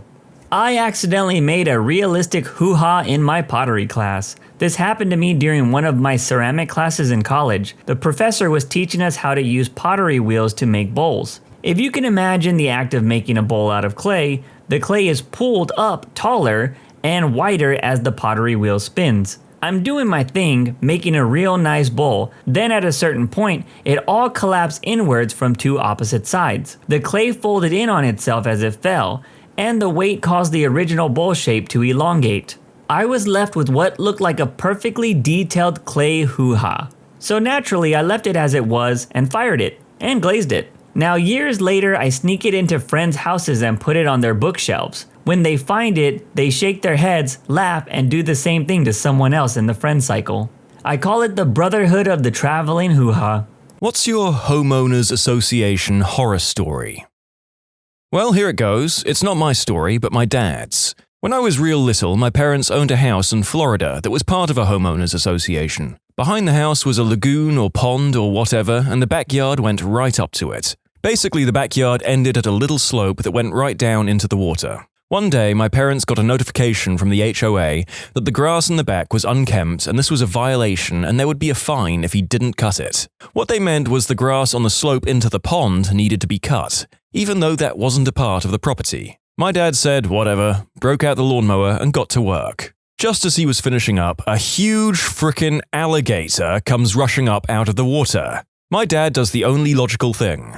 He lets go of the lawnmower and runs. The mower runs down the slope, hits the alligator, most likely teeing it off, and sinks halfway into the water. My dad leaves it there because he ain't gonna mess with no scaly death machine. A week or so later, another notice arrives, this time about yard tools being left out, the mower in the pond surrounded by agitated miniature water dragons. And yes, there was a fine. Dad said, screw 'em, and refused to pay a fine or any HOA dues ever again. They added monthly fines for non-payment. Made a point of specifically never paying the HOA every month when he gave the mortgage to the bank. The bank didn't care since they got their money. Who cares about some crappy board? About a year later, when my parents sold the house, the HOA came to collect. Guess what my dad said? That's right, he said, F off. Take my payment out of the lawnmower, if the gator lets you. Then they drove off into the sunset. As far as we know, the lawnmower is still there in the water, guarded by scary dinosaurs. I had just moved into my house a few months prior when I got a letter threatening to be fined $200, stating that my mailbox wasn't black. I thought surely they had the wrong house because my mailbox was in fact black. So I contacted them and they gave a runaround arguing that it wasn't. I told them to come and look, and of course they said it was on me to prove to them it was black. So I snapped a photo and emailed it to them. I hear nothing back for well over a month, then get another letter giving me a courtesy week extension before I'm fined. I'm livid at this point, so contact the HOA again asking for an explanation as to what exactly the problem is. I'm finally told that neighbors felt my mailbox was rather worn and needed to be painted or replaced. So basically, it wasn't black enough for them. So I fricking painted it. Now for the part that set me over the edge. After a few months or so, I learned the fricking HOA will replace a mailbox as it's covered under our terms. So I called them asking about why they threatened to fine me when they were the ones that should replace it, if not to standard. They stated it was because they had no open work orders for my mailbox and that it was my responsibility to notify them if it needed maintenance, not theirs. If you fancy being really petty, every week send a request saying that your mailbox is in need of repair. I'm no stranger to these sorts of stories from petty, bored bureaucrats, but do they retire and resolve to do the same thing on HOAs? Because supposedly these associations are run by people weirdly passionate about the neighborhood. This just seems intentionally negligent and crappy. This is actually something that is an ongoing battle between my friend's mum and her HOA, or more specifically, one member. She lives inside this circular complex full of townhouses with a roundabout in the center that used to have a lot of trees and looked really nice, almost like a mini park. The HOA decided to cut down all of the trees without giving notice, and my friend's mum was annoyed.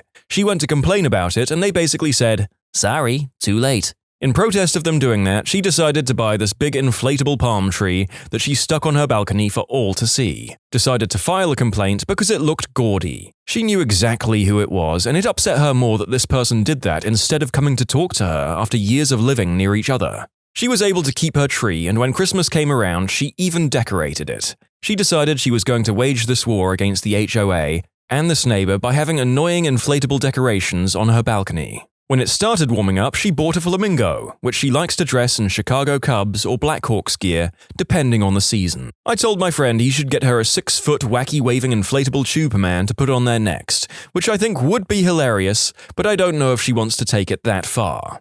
They towed my car from my driveway. Yes, my driveway. Tags were legit. This was an HOA that had a limited allotment of parking spaces that were nowhere near the actual homes. The homes themselves had mini driveways, so after a really long day, there were no parking spaces available, so I temporarily parked in the driveway, went in the house, came back out 30 minutes later to try to find a parking spot, walked outside and thought my car got stolen. Nope, butthole neighbor, probably, plus towing company, plus California. Triple screwed. When we first moved in, I asked the neighbor across the town how serious the HOA was here. He said bad. Then told me a story where he got a notice with a photo of his recycle bin being left in the street for too long. The photo was of him walking the recycling bin back to his garage. Lol. I had the HOA come out to approve a fence I was going to install. The lady at the HOA office was very nice and said my plans were within the covenant bylaws, etc. We just needed to have the inspector check it out himself to sign off. When he gets to my house, he says he doesn't understand what I wanted to do. I explained the type of fence I wanted to install, and he said that wasn't, from his knowledge, allowed. I walked him out to the street and pointed 2 houses down and say, "That house right there has the fence I want to install." He scoffs at this, walks down to look, and sure enough, it was exactly as I described it. He tells me, "Well, we don't like to have a bunch of different types of fences in this neighborhood." I reply, "I don't care what you prefer. The covenant says I can have that fence and that's what I'm going to install because it's within the specifications of the covenant." Old fella didn't have much to say after that. I got a letter the next week with "approved for fence install." What is the universal deal with all these people? Are they just all that bored that they exclusively live for the small moments of competition in their life? Who does this? October 2016, my condo started to collapse. We were forced to leave and officially homeless for a year, with a card from the Red Cross and everything. The HOA did nothing. No one would admit to anything, explain anything, or contact us at all. For a year we waited, when we were finally told the building was structurally sound again, only to be told a week ago that we have to get out and get everything we own out for a month while they do repairs. Sometime this spring. Worst of all, we were required to keep paying our HOA fees through the entire thing. The only way owners were offered non-payment was if we signed a document promising not to sue anyone. Never again with a condo. Never again with an HOA, and never again with River Towers in Alexandria, Virginia. My ex's boyfriend's father was part of the homeowners board for their townhouse community. His wife would walk their dog around the entire neighborhood every day and carry a notebook to write infractions to report back to her husband. Ridiculous stuff. Neighbors have a window AC unit? Reported and fined.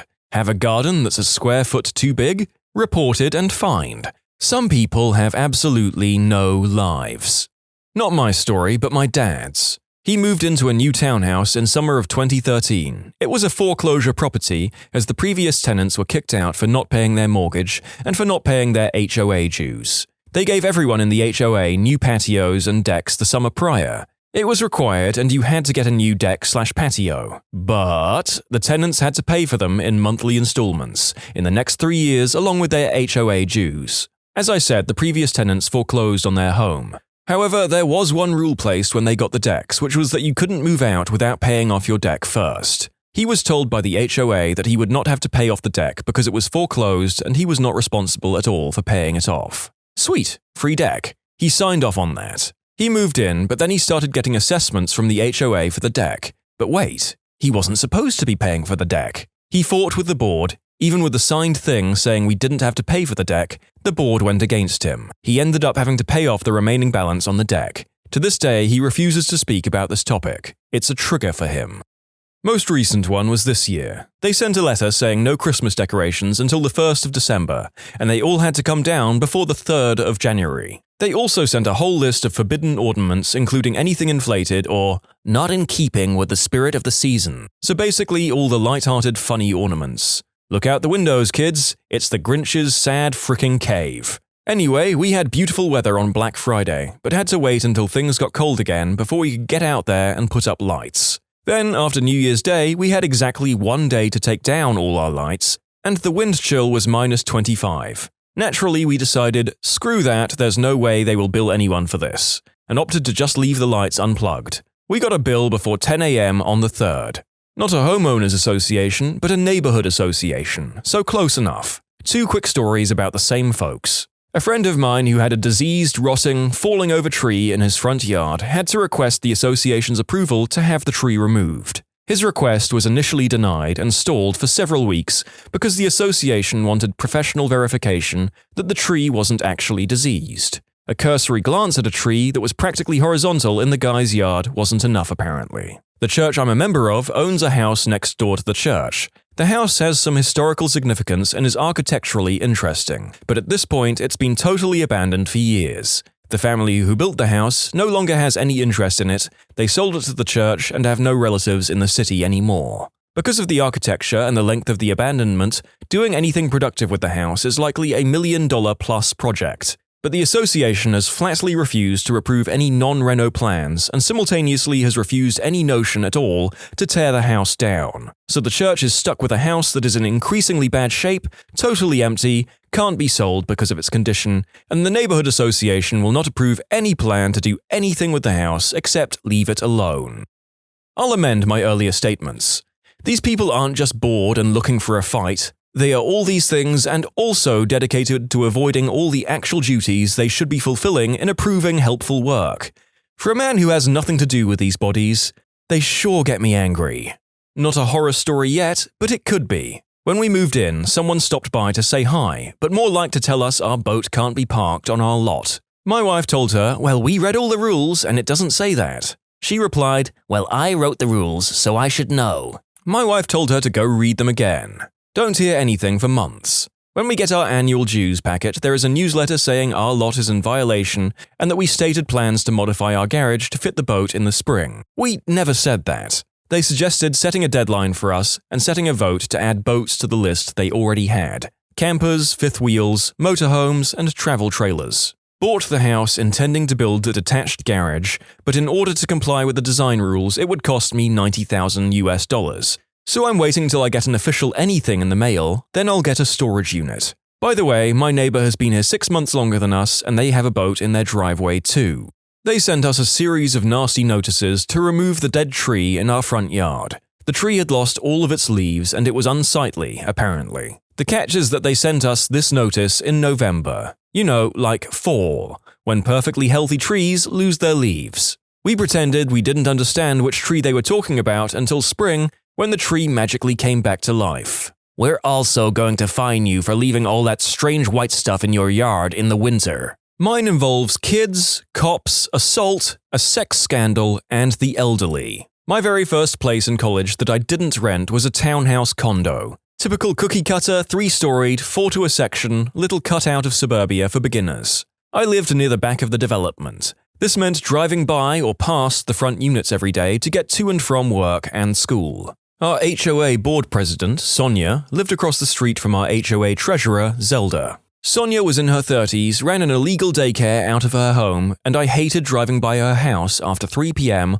or on weekends because her 2 elementary-aged kids would hide behind parked cars and run in front of your vehicle, screaming, "Slow down!" I got really scared after this happened a few times and only drove 5 miles per hour through there, and the little crapheads kept doing it. I spoke with their mum about how unsafe jumping in front of cars was. I'm only going 5 miles per hour because I'm terrified and they're basically harassing me and our neighbors weekly. Sonia says her kids are being neighborhood monitors and I should be thankful for their diligence. WTF. A week later at 7 p.m., after most of the residents are home, mostly young families, I pull in after working my retail job after class. I notice a tow truck. Then 2, then 3. Holy fricking crap. They're towing everyone in the neighborhood. I park in my garage and run upstairs and tell my roommates to move their cars from the street parking. They run out and sure as crap, everyone who parked on the street is getting towed. There's 2 of my neighbors fighting with the tow drivers that they've always parked there. It's a parking area, it's in our homeowner's booklet. We whip it out and the tow truck drivers say they're just following orders of Sonia and they leave when the police show up. Sonia put up home-printed paper signs and signed a contract with the tow company in the middle of the day without telling anyone. The cops advised all residents that tomorrow this would be effective, but that the homemade signs Sonia made were not legal and there was no posted "no parking" signs. Guys, that night she was out in the street with a red bucket of paint, painting the curb red. She had the tow company post their tow signs and no parking signs the next afternoon. Goodbye street parking. Now anyone who didn't fit in the garage had to park 3 blocks away outside the condo units. The next straw was when one day 4 large evergreen trees were cut down from a communal park in the development. Old lady and treasurer Zelda found out Sonia had paid her sideman, who was also an arborist, over $8,000 of HOA money to cut these trees down, without any discussion or approval from the HOA board. Zelda flipped out, and the next HOA meeting let everyone know what happened to the trees and how Sonia screwed our HOA money away. We were planning for a community co-op garden. After the 6 o'clock meeting, I guess someone else on the board called Sonia to let her know that she was going to be removed from the HOA president seat due to the unapproved expenses, towing issue, and more. Well, at about 8 p.m., I hear screaming. Like blood-curdling screams from a woman. Help! Call the police! People, it's Zelda. She's outside her condo, fricking screaming. Sonia came over, punched the 70-year-old Zelda in the face, pulled her out of her own home, locked her out, and was now threatening to harm Zelda's disabled and bedridden elderly husband, who was upstairs. Zelda's fricking hysterical. I'm on the phone with the police, and about 5 neighbors are also outside on the phone with the police. Zelda's screaming every curse word in the book through her own front door at our crazy ex-HOA president. Sonia was arrested that night for crazy crap like assault and holding someone hostage. Since Sonia was a single parent, her kids were taken away by relatives about an hour after CPS showed up. Zelda had this gnarly black eye and huge scratches on her chest, where I guess Sonia clawed through her shirt and pulled her into the haymaker. I only lived there 14 months and moved due to the escalating issues with the HOA. Wait, so things continued to escalate after this? What happened? Were the members threatening to nuke each other? When I was a kid, I lived in one of the 2 front rooms of the house, which were the hottest in the summer and the coldest in the winter. My dad didn't like to use the AC, so we all just had fans. One summer, it got so unbearably hot in my room that fans just weren't cutting it, and I was miserable. My dad then put an AC unit in my window, and it was awesome. But it was short-lived because the HOA told us to take it down because it was an eyesore. My parents told them it was for their child, but they didn't care, so my parents had to take it down. The kicker is that just down the street, a guy who had the exact same model house as us had an AC unit installed in the exact same window as the one we had it in, and the HOA never said a word to him.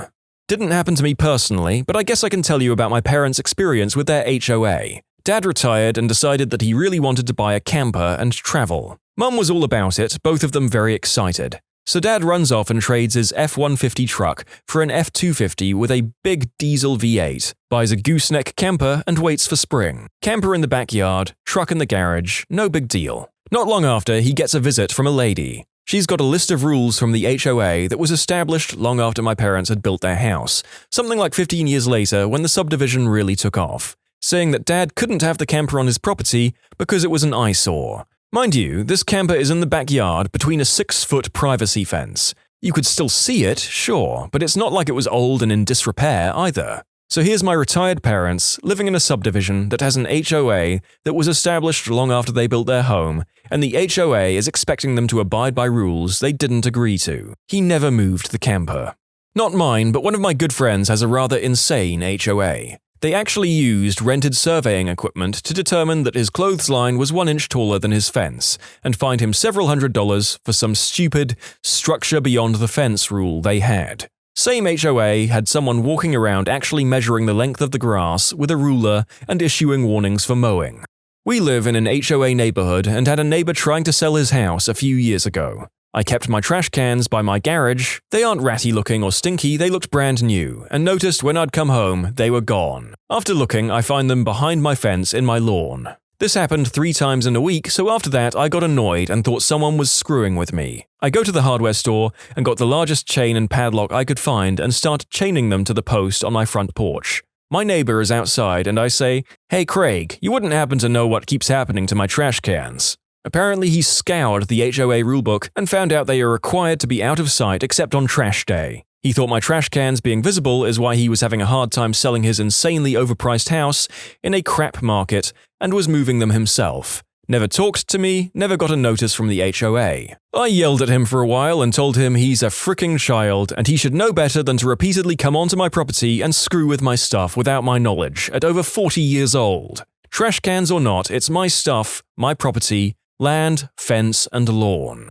Everyone in our neighborhood receives fines for leaving garbage cans at the road. It was trash day. But you didn't put it out 90 seconds before the truck arrived and remove it 13.6 seconds after. Shame on you. Well, if you're as aggravated as I am, let's end on the high note of the story of triumph over the formation of one of these monstrous organizations. So it was a new community and my family just bought a house. So once all the other houses got built, this lady says she's going to start the HOA as per our agreement in the contract. So they call for a block party, no one shows up. A month later, another gathering at their home, no one shows up. 6 months pass by, call for a meet and greet at the community mailboxes. No one shows up. 2 months later, we get a letter asking for dues. Us and our neighbors next door and across the street talk about no one paying, and we spread the word to our 30 other neighbors and the HOA died. Haven't heard from them in a few years. Men of Reddit who proposed and she said no. What happened afterwards with your life? My mother told my father no 3 times. On the 3rd time, he got wasted at the local bar and basically started pouring his heart out to anyone who would listen.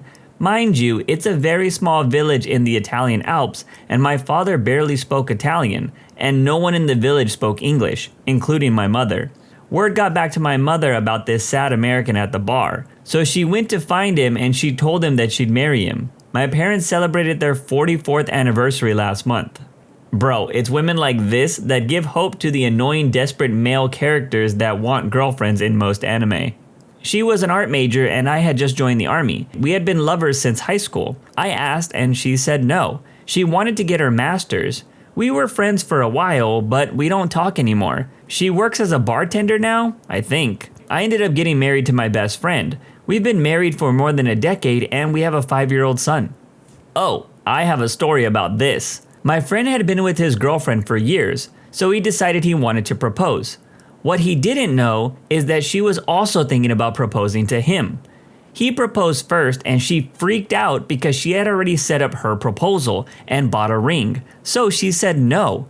Over the next week, she freaked out more and more and refused to answer his calls or messages. My friend then decided to use the money he had saved up to buy a plane ticket to Europe. What was supposed to be a 3-month trip through Western Europe turned out to be a year-long trip around the world. One day he says that he's coming back and she decides to go and wait for him at the airport and propose there. It turns out that while being in Peru, he met a girl and they fell in love almost immediately, and he got married in Peru. 5 years later, he and his Peruvian wife are still very happily married and recently had a baby, while his ex still hasn't quite forgiven herself for ruining her relationship with him. At first, I thought this was going to be the typical one proposed and the other takes out their ring and makes it a double proposal, but this definitely had a turn that I wasn't expecting. I mean, how dumb can you be to let someone you wanted to marry leave the country for 3 months and let it turn into a year? Pretty idiotic if you ask me. My mom actually said no to my dad's proposal when they were younger, not because they weren't in love, but because she wasn't sure if it was something she actually wanted to do, rather than something that society expected of her or whatever. They still stayed together and had kids, hence why you're reading this now. And when my dad was terminally ill a few years ago, my mom plucked up the courage and asked him. Just to get back at her after all of those years, he said no, before taking up her offer a few days later. He died a happy man. For a bit more of context on this, it was actually 2 declined proposals, not just 1, both pre-children too, so let's say I'm lucky. Also, when they did get married, it wasn't purely an action for the estate or whatever, they already had their wills sorted out. It was just one of those last great days as a family type things. In fact, my sister and I were the only 2 present at the registry office. And when I say office, they literally squeezed us into one of the registry offices as there was a big waiting list for weddings, and we didn't know how long he had. He died 3 months later, so we were all hugely grateful for them helping us out with this. As a woman who got engaged and the proposal was later revoked, it still stings a little 11 years later. When you are so sure you're with the love of your life, losing them can really pop a hole into your life plans. We met in her home country of Germany while I was traveling. I knew I was in love. We dated long distance for a while. Me flying to Europe, her flying to the US. I suggested marriage so we could be together. She said no a few times. I didn't press, but I was patient and not being pushy. I knew she was worth the wait. Then it hit her that's how we could be together. If we got married, we could live in a country together. That was a difficulty of being born on different patches of dirt. A few years later, I'm still married to my best friend and living with her in Germany. Not all no's stay no. Life goes on. We lived together for another 6 years until she changed her mind and told me that I should ask again. We were engaged for over a year and got married in 1991. We are still married and have 3 children, and we are both still very much in love. I find it crazy that relationships still continue after a proposal rejection. Because on one hand, it feels like the rejection is saying, I don't want to spend the rest of my life with you. But I guess on the other hand, the person might just be against the idea of marriage. Which is fair, because you don't want to marry someone who is against the idea of marriage. I mean, look at Will Smith and his entanglement. My dad proposed to a woman who said no. My dad was a violent alcoholic, and she said she couldn't be with him unless he got clean. Took him a little while, but he did just that. He wound up meeting my mom through a matchmaker, and they've been married for 25 years. If that woman never said no to him, he would have never gotten clean. It was the lowest point in his life, but it all brought him to my mom, who makes him happier than ever. She had cancer. I said we should get married because I had full medical coverage from my work. She said no. And over time, we grew apart. I haven't talked to her in 15 years. I don't know if she died. I knew a couple who did just that. He proposed in order to give her citizenship and health insurance, so she could remain here and get cancer treatment she desperately needed. They stayed married for about 15 years and he even adopted her son, but they never lived together or were romantically involved. Years later, they divorced when he met the woman of his dreams and wanted to get married. They were all very close friends, with no drama. She lived and is a university professor now. He's in another state with the woman of his dreams. Phoebe Buffay, is that you? So this actor, Patrick Moot, proposed to his girlfriend at a basketball game and gets turned down while on a giant jumbotron. Clip goes viral on YouTube, Facebook, etc. She tells him later that she turned him down because she thinks his pee-pee is too small. So he travels around the world documenting what other cultures think about pee-pee size, pee-pee enlargement, and made a movie about it called Unhung Hero.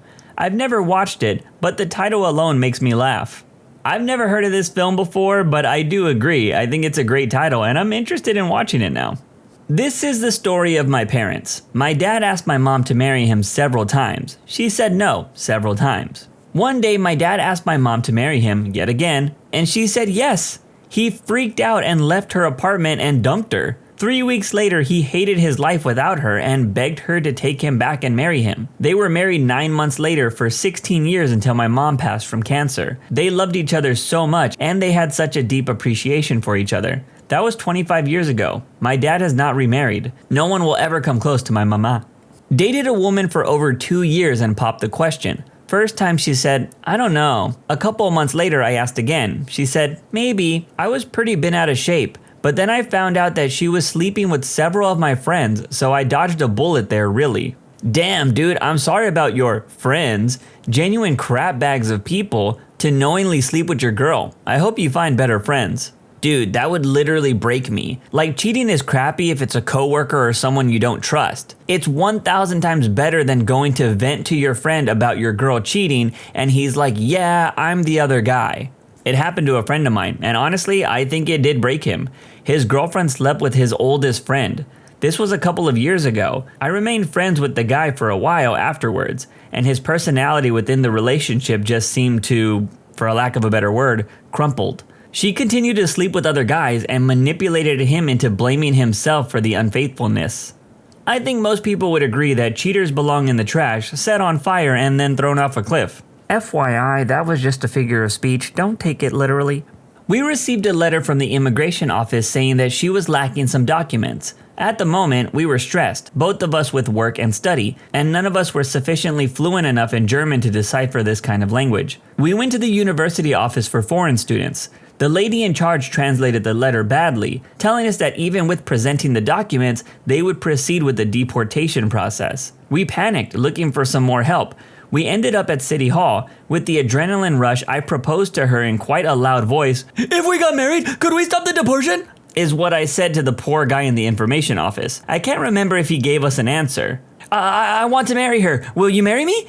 She started laughing. I started laughing. The guy in the office gave us the telephone to the pertinent department and asked us to call. We went out of the city hall and we couldn't stop laughing. She said to me, "Well, thank you, but let's wait a bit." After the weekend, we went to the immigration office and the people there explained which documents were missing and how to get them. She wasn't denied the visa and we kept living in the same way as we planned. It was intense and, in retrospect, pretty funny.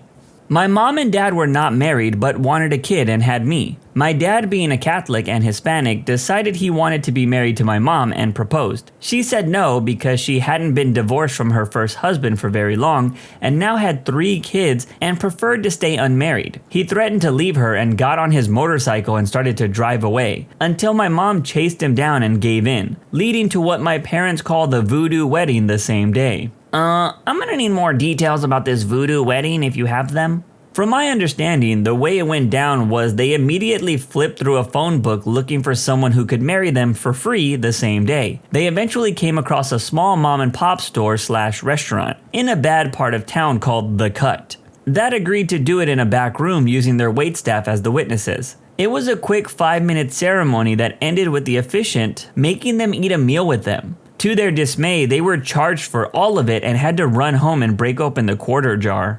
Okay, look, I get men can be very dramatic at times and act this way when getting rejected, but my guys, we really need to sit back and reevaluate how we handle rejection. Getting someone to marry you out of pure pity is not the strat. I was a young Marine and I was only home during the weekends. I was dating this girl for about a year from my hometown. When I asked, she said yes. Her dad, who was former Navy, kept saying that we should wait. We put it off for a bit longer. Fast forward another year, she dumped me. Father informs me that she had been sleeping with a lot of guys, like more than 50 over the last 2 years that we dated, and was very happy I didn't marry her, and he apologized for her bad behavior. She then totally ghosted everyone in her family for about 6 months. Find out she moved 7 hours away and was living under a house, and I don't mean in a basement. Literally under a house with a new BF. She calls her mom to come get her. The mother and father asked me if I could go get her and bring her home. Good times, good times. That would have been a big hell nah from me, my guys. I asked her right out of high school and she said she wasn't ready. We stayed together, went to college at the same school, spent the first year in separate dorms, then moved in together. Got married a few years later. Our 20th is coming up. In 2017, Google came up with this idea to allow you to make photo books out of your Google Photos account. My girlfriend and I had been dating for almost 2 years, and I knew that she was the one that I wanted to marry. So I created this wonderful photo book of all the selfies of us together, and ended it with the page made out of photos I generated that say, "Will you marry me?" I then proceeded to put all of these into an album and build the photo book. What didn't occur to me at the time was that the album I put these in was a shared album, and other people get notifications when you add new photos to it. And the other person that this album was shared with? My girlfriend. That evening, we had dinner and it all came out. She saw the photo and she wasn't ready. There were a few reasons why, and they were good reasons and smart reasons, mostly to do with timing, family, and finances. We weren't breaking up, we just weren't getting engaged at that time. A year later, we had successfully discussed the concept of getting married. We went ring shopping, she picked out her own ring, and by the time I actually did propose, we both knew what the answer would be. We celebrated our first wedding anniversary in April. It seems to have worked out so far. And the photo book is on my shelf to my left as we speak. I'm a firm believer that the only surprise in a proposal should be how you're proposing, not that you are. She or he should know that it's going to happen at some point, but not how. Marriage is a big deal and should be discussed extensively beforehand, as it is a huge legal agreement. I'm glad it ended up working out for you. The photo book idea was really sweet. My mom told my dad no when he proposed to her, even though they were already living together. She thought he was impotent, and it wasn't until she got pregnant that she said yes. In retrospect, I wish my parents would have decided earlier in their relationship that they could barely stand each other. That's a big oof for the OP, but money and kids have to be the two biggest reasons people don't get together, right?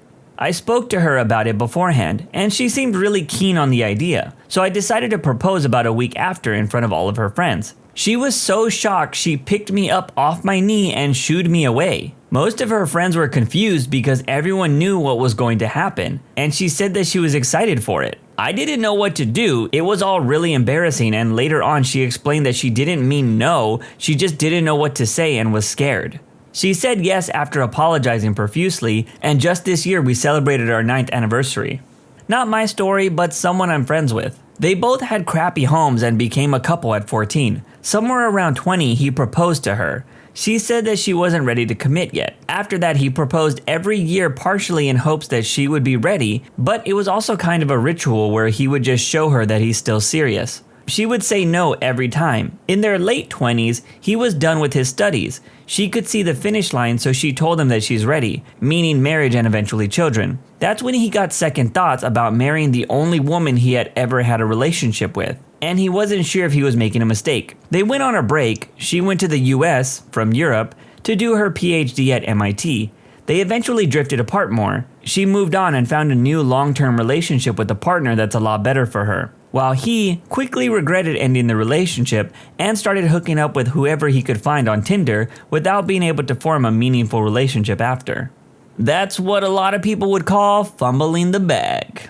My mom rejected my dad the first 2 times. There was no real hard feelings between them. I guess my mother just wasn't ready for marriage yet. She ended up proposing to him. My grandmother and my mother sewed a suit for their dog to wear and attached a sign around his neck with a ring that read, "Will you marry me?" Then she sent the dog into the kitchen to beg for scraps while my father was preparing dinner.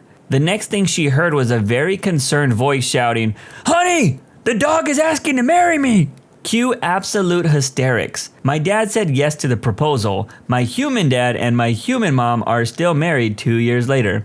We'd been dating for a year and a half, and I was due to move out on orders. Was in the army. She suggested we get married. I said, no way. I'm going off to school, army type, for 6 months and then a year on deployment to the Middle East. It just wouldn't work. She was calm and then said, "You think I'll be a burden to all of that, but I'll actually be a help." Well, just seconds earlier, all I could think of was what a pain in the butt it would be to get married and leave. And now, for whatever reason, it seemed perfectly reasonable that she was right. We got married a week later at the courthouse. I was 22. Last month, we had a really nice social distance dinner party for our 29th anniversary with our 2 amazing kids and a few friends. For non-military people listening to this, could you marry someone in the military? Personally, I don't think I could, but that's probably because I've come across too many people that have been in the military that are unfaithful. She said yes, as I had a special occasion planned. One of those observation wheels, and I proposed at the very top, and we were on our way to a family event, and I had the ring made and everything. Then a few days later, she said no. Everything fell apart. I was distraught. We continued dating for a while, but it was long distance, other side of the world. When I visited, it would be super awkward. Eventually, her dad kicked me out. I was flying standby and was stuck in an airport for 4 days. Took me years to recover. Now I am happily married and I'm glad it never worked out. I wasn't in a good place when I had met her and her family was super controlling. It would have never worked. The woman I married is super cool and is my best friend. Turned out better than I expected. We were dating for a little over a year, but I was so sure she was the one. I drove 2 hours to see her at college and went on a beautiful winter night walk and proposed. She looked me right in the eyes and said, "Oh, you thought this was serious? Well, I don't know how to say this other than that I've been seeing other people. Well, actually, I have been seeing other women." I was stunned. I got up, put the ring in my pocket, and walked to my car. Got in and drove away, never looking back and crying the whole time. Haven't seen or spoken with her in 7 years, even though she's tried countless times to reach out. Now it's a story I tell my friends who are nervous about asking their significant others to marry them, reminding them that even if they say no, it could be worse. Well, about 2 years later, I met my wife of 22 years. We are happily married. The one that said no got married for the first time last year and seems happy. My wife is way into me in ways that the former girlfriend was never, and I see that my life is far more happier with my wife than the one that said no. She's not a bad person, I was just young and in love with someone that wasn't in love with me. It worked out for the best. I'm glad she said no. Not sure if this counts, but I did propose. She said yes, but 1 month before the wedding, she took it back. This is what happened immediately with my life. I personally lost $3,000 worth of deposits. My parents and her parents lost about $4,000 each on deposits. Me and my parents are working class, so it took us years for us to financially recover from this. I spent about $2,200 on the ring I didn't want. That was my biggest regret, and I will say that to anyone who listens. The engagement ring chain I bought it from wouldn't take it back. I took it to pawn shops and they'd only offer a few hundred. This engagement ring store banked on customers who wanted the whole ring. Stone, band, setting. If you're going to buy a ring, just buy the stone. For the gold band setting, you can get that at a local jewelry store. Apparently my gem that I bought was crap. Most of the cost of the ring was BS. Most of my family was from out of state, and a lot of them were pissed because they had to cancel their flights. I had to go to the ER because I didn't leave my room. I couldn't take any calls because everyone was so pissed and I didn't want to hear it. I was depressed and just stayed in bed. One day, my roommates grabbed me and took me to the ER where the doctor treated me for severe dehydration and an infection. What happened when I got over it? I became stronger for it. I didn't propose to anyone until a decade later. Honestly, there wasn't anyone that I loved deeply enough to be committed in a relationship. But when I proposed, I was in my 30s. Our relationship was more mature than the first time I proposed. We've now been married for 13 years. She's my best friend. When I have good news, she's the first person I want to tell. And when I have bad news, she's the first person I want to tell. I also financially recovered as well. I learned my lesson about the engagement ring. Only paid $300 for it. She loved it and treasures it. After our 10-year milestone, we were doing so well, I took her to pick out a new wedding ring at any cost. She refused, and she still wears the cheap $300 ring and loves it. When did doing the right thing horribly backfire? I was in an extremely weird and once-in-a-lifetime kind of car accident, where I was supposed to be not at fault. I really don't want to go into detail, but another car hit me going twice the speed limit, sending both of us rolling down into a ditch.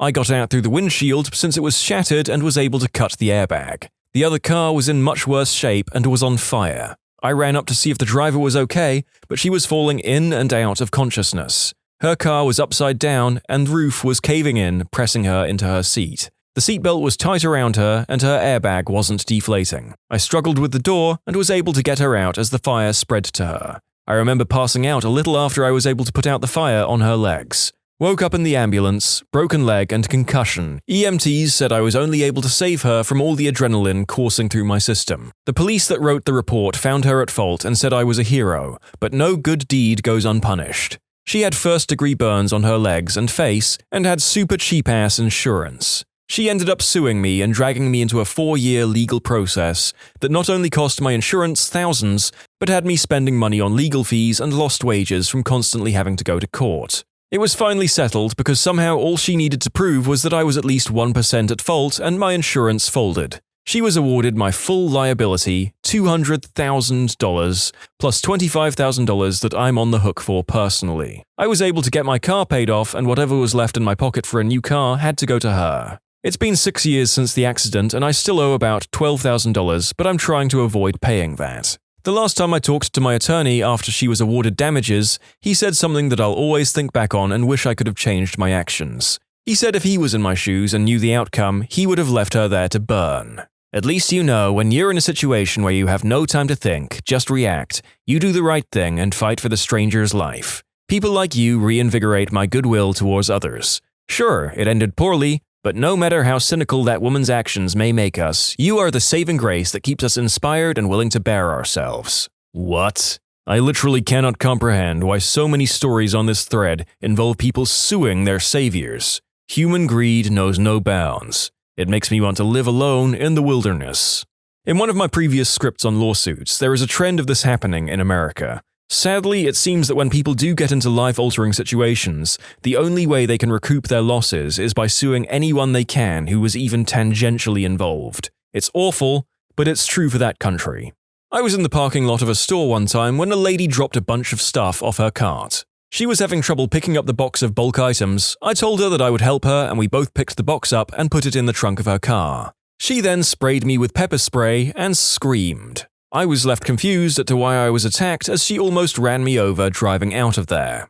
I was at a club and saw my friend's girlfriend sitting in a booth, not looking so great. I decided to go over to help her. I told my friend he should probably take her home and helped her to start walking outside. She then threw up all over my sports jacket. At that point, I had vomit all over me and the bouncer wanted her gone ASAP, so I had to leave the club in a hurry. In all the excitement, I forgot that I had left my tab open, which at this club required both your driver's license and credit card. By the time I realized this, I was 25 miles away, with no hope of going back. I called another of my friends who was still there to close it for me. He called back to say that they didn't have my ID or credit card, but that the bartender had given him someone else's ID instead. He was pretty drunk, so I wasn't sure what was going on. I later called the club about 20 times and went back there, but no ID or credit card. I saw a woman litter right next to a trash can and I was walking behind her. As I thought I was out of her peripherals, I picked up the trash and threw it away. She apparently saw me and for some unknown reason became belligerent as if I had just insulted her. She then proceeded to try and hand me more trash whilst exclaiming fairly irately that if litter bothered me so much I should throw it all away. One of the weirdest encounters in my life. So here is my story. It was Christmas Eve night a few years back in Kansas City, Missouri. There was a considerable snowfall and the city was having one of our worst winters in years. I was leaving my girl's house around 11 p.m., who lived about 8 minutes away from where I stayed. Normally, this would be a quick zip down Blue Park and I would be home, but there was already about 2.5 inches of snow, and my car was a beater, but I was managing. As I'm heading down the road, I see a guy and his kid, I crap you not, without a coat, standing in front of a car in a liquor store parking lot. Now, I could give two craps, honestly. If an adult got himself in trouble normally, I would keep going. But I honestly felt bad for the kid, and he had to be cold with no coat and all. So anyhow, I pull up and ask him if he needs a jump. "Nah, dog, I got a bad starter. It screws up when it's cold," the man replies. After I figure out it's nothing I can help with, I ask if he would like me to call someone. "Nah, homie, but if you could give me a ride to my house, that'd be cool as hell." His street was about 3 streets back down the road, so I figure no big deal. Him and his kid huddle in the car. At this point, I notice the man reeks of marijuana and is probably high. Now, the important thing to remember in this story is that the main street I was on was an emergency snow route, meaning it had been pre-treated and the plows had already run through it. This, of course, makes the snow at the entrances to side streets higher and a bit more packed, a fact I hadn't really considered until I turned into his street and I got my front 2 tires stuck completely in snow. When it was clear I was stuck and couldn't go forwards or backwards, the man said, "Ah, crap, my bad, man. My house is pretty close from here. Good looking out, though," and then proceeded to get out of my car and walk to his front door. A front door I could see from my car that was stuck. He did not offer to help me get my car unstuck, not that we could with the 2 of us, nor did he offer to let me come in and wait for a tow truck. I ended up spending Christmas morning that year hanging out at a 7-Eleven for about 6.5 hours waiting on a tow truck. A friend of mine was walking down the street late at night when he saw a man lying in an alleyway. The guy looked as though he'd been hurt really bad and was asking for help. My friend approached him to find out how badly he had been hurt and what he needed to do. When he did, a bunch of guys ambushed him, beat the crap out of him, and stole all his money. The whole thing had been a setup just to lure him into a vulnerable situation. It's freaking terrible to take advantage of someone else's kindness like that. I read a story of a man driving in the middle of the night on a street surrounded by cornfields when he saw a man laying in the street ahead, not moving. He contemplated helping, but ultimately decided he should find help ahead to play it safe. He carefully drove around the body and slowly drove off, and when he looked in his rear mirror, he saw the body stand up and slink away into the cornfields. Most likely, there was an ambush waiting. It's truly sad that the moral of a lot of these seems to be, don't help people who look like they're in need. I would hope that we can refine it to assess the situation, but I guess we know that isn't always possible in the heat of the moment. Gave a one-eyed homeless guy $5. He wandered off, apparently telling other homeless guys his good fortune. Homeless guys began melting out of the scenery, asking for their $5. I realized my mistake at that point and stopped being generous. They apparently turned their anger on One Eye and stabbed him for his $5. I found out when questioned by police. Reminds me of an incident in high school. We used to drive down to a liquor store in Newark, New Jersey, to buy beer. There was always a crowd of homeless outside, and you'd frequently get back to your car to find a bum going through your ashtray for change and such. Anyway, the biggest of the homeless guys was Daryl. For the price of one beer, Daryl would watch your car and even escort you back to make sure no one hassled you. Well, one time, a buddy feels bad for Daryl and throws him $5. That was it. The price of going for beer went from one Meisterbrow, $5 per 12-pack, to $5. Being that a 12-pack and a pack of smokes totaled $7.50, this was an unacceptable tax. A new, disreputable liquor store had to be located.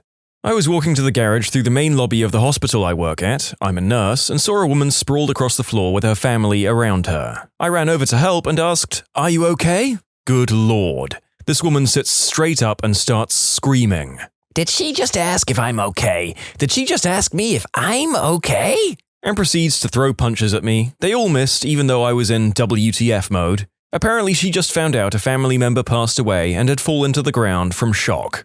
I had two good friends who dated for a very long time and fought like miserable spouses. We all know that couple. So they finally break up and the dude has to move out. I didn't want to get involved in their messy breakup, so I declined him when he asked to stay with me. Fast forward a few days and he gets kicked out of his friend's house, who lives with his mum, and can't go home to his parents because of his new job. So I begrudgingly say yes because I know I would hope for the same generosity in that position. A few weeks go by with no drama, and then I have to go out of town for 2 weeks. I'm glad to have someone watch the apartment. My landlord calls me a few days later saying my shower leaked and flooded the downstairs apartment, causing over $2,000 in damage to both my apartment and the downstairs one. My friend denies the whole thing, will not admit he did anything wrong, and also refuses to help me pay for it. I got kicked out, never got my security, and had to pay an additional $1,000 because of a clause in the lease saying it was my responsibility to maintain all plumbing. I let another driver get in front of me in the fast lane when I could have sped up and blocked him. He sped up to about 80 miles per hour, and a half-mile down the road from me, he rear-ended a car that blew a tire and wrecked. I did not check the news to see if anyone had died, and never will. A lawyer friend of mine represented a guy pulled over for speeding or something, who was asked by the officer, "Do you have any firearms?" The man responds honestly, "Well, I have one locked up at home, but not on me." Turns out, since the time he legally purchased and registered his firearm, Congress had passed a law making it a federal felony for anyone ever convicted of domestic assault to own or possess a firearm. Problem is, even though the Commonwealth had a list of people convicted of domestic assault and a list of people with registered firearms, nobody let our guy know that when he answered this question a bit too honestly, he was confessing to a federal felony with a minimum sentence of 5 years in the pen. My laptop had just died when I found a MacBook Pro at a park with no one around to claim it. I hung around the laptop for half an hour and no one came forward. I tried to find the owner, but it was password protected and I didn't want to mess with it. My wife, being the ethical angel on my shoulder, convinced me to turn it in with the caveat that I could keep it if no one claimed it. I took it to the police station. Before I handed it over, I asked about their found property policy, and the desk person said, 90 days, and if it isn't claimed, it's yours. Sweet, I might get a free laptop without the guilt of stealing it from someone. So I went to my car and got the laptop and turned it in. The detective saw the laptop and said, "Oh, not computers. We destroy those after 90 days. Gosh darn it. Haha, well, I do understand the policy for the sake of protecting the data and info of the owners, but still, a major bummer. I walked out of a bar and saw a man and woman assaulting a homeless man. The homeless guy was about 5'4" and about 110 pounds, and he was already down on his knees. The man and woman were both Samoan from their looks, so they were big. Very big.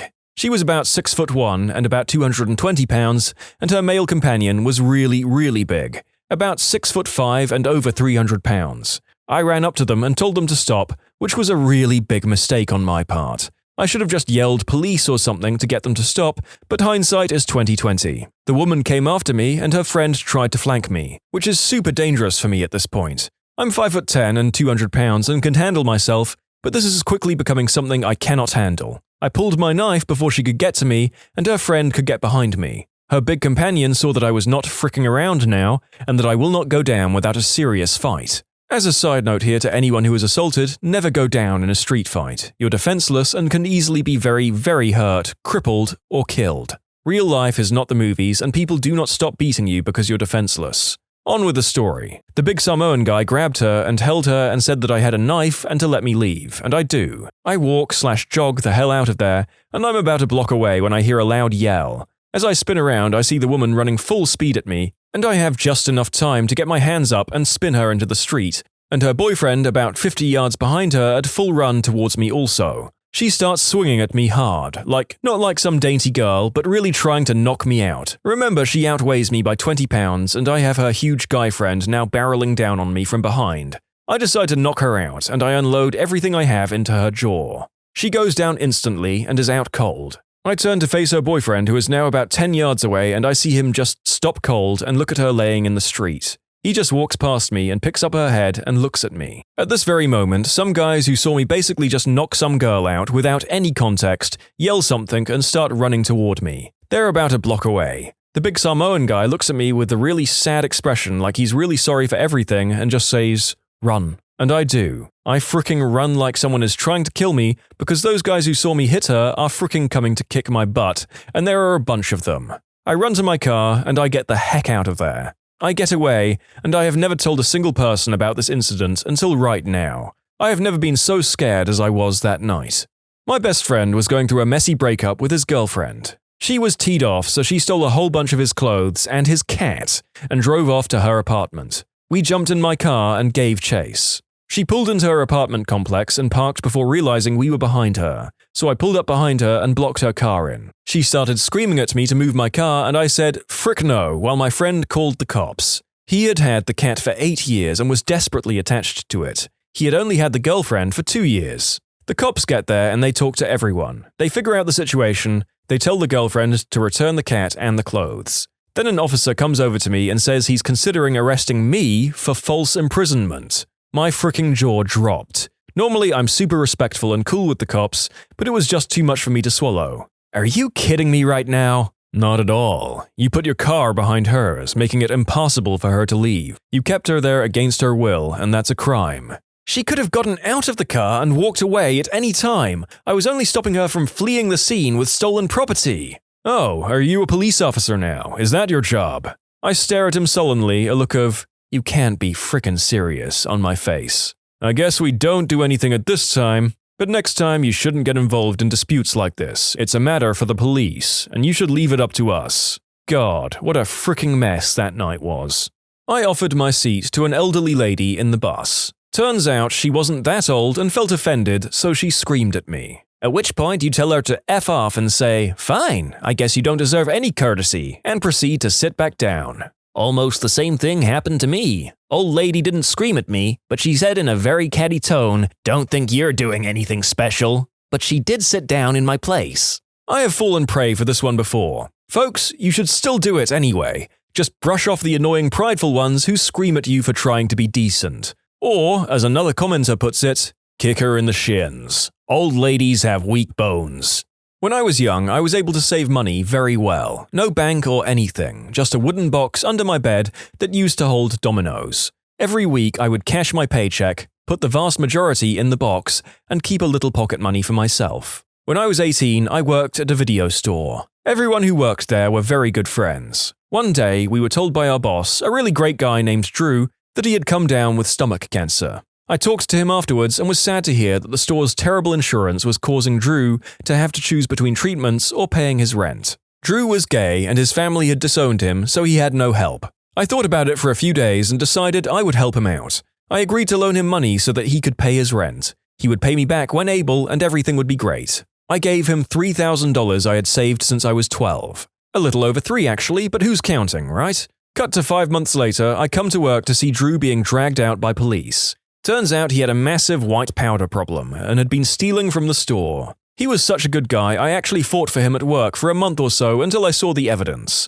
I also learned that he had never had cancer. It was a scam that he had used on several friends of his, so he and his boyfriend could get high. I've never been able to get back to where I was financially. I'm not sure what changed. Maybe because I got a bank account. Maybe emotionally it messed me up. I'm not sure. I have $60 to my name now. One thing is for sure, I have never trusted people the same since. Not sure anything will be able to give me that back. In the 7th grade, gave a choking girl the Heimlich maneuver, saved her life. No one else knew how, and was suspended for 5 days for sexual harassment. Her parents tried to sue, but it went nowhere. You've got to be kidding me. Weren't there any faculty present that saw it? Or was it the girl who claimed harassment? The security said I was rubbing myself on her or something. The girl was thankful, her parents were the really upset ones. The school blew it out of proportion.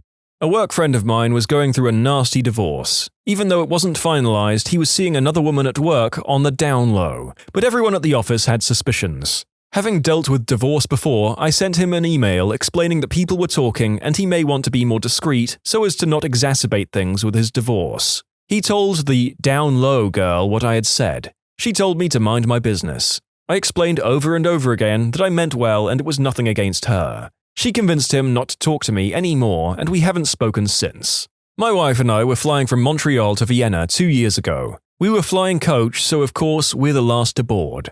I see a lady sleeping in the waiting room at the gate. Good Samaritan that I like to think I am, I gently wake her and ask if she's going to Vienna. She says that, yes, she is, so I tell her that it's final boarding. Away we go, and she gets on behind us. As we're taking our seats, she goes by us and we smell the alcohol vapors. Oh no.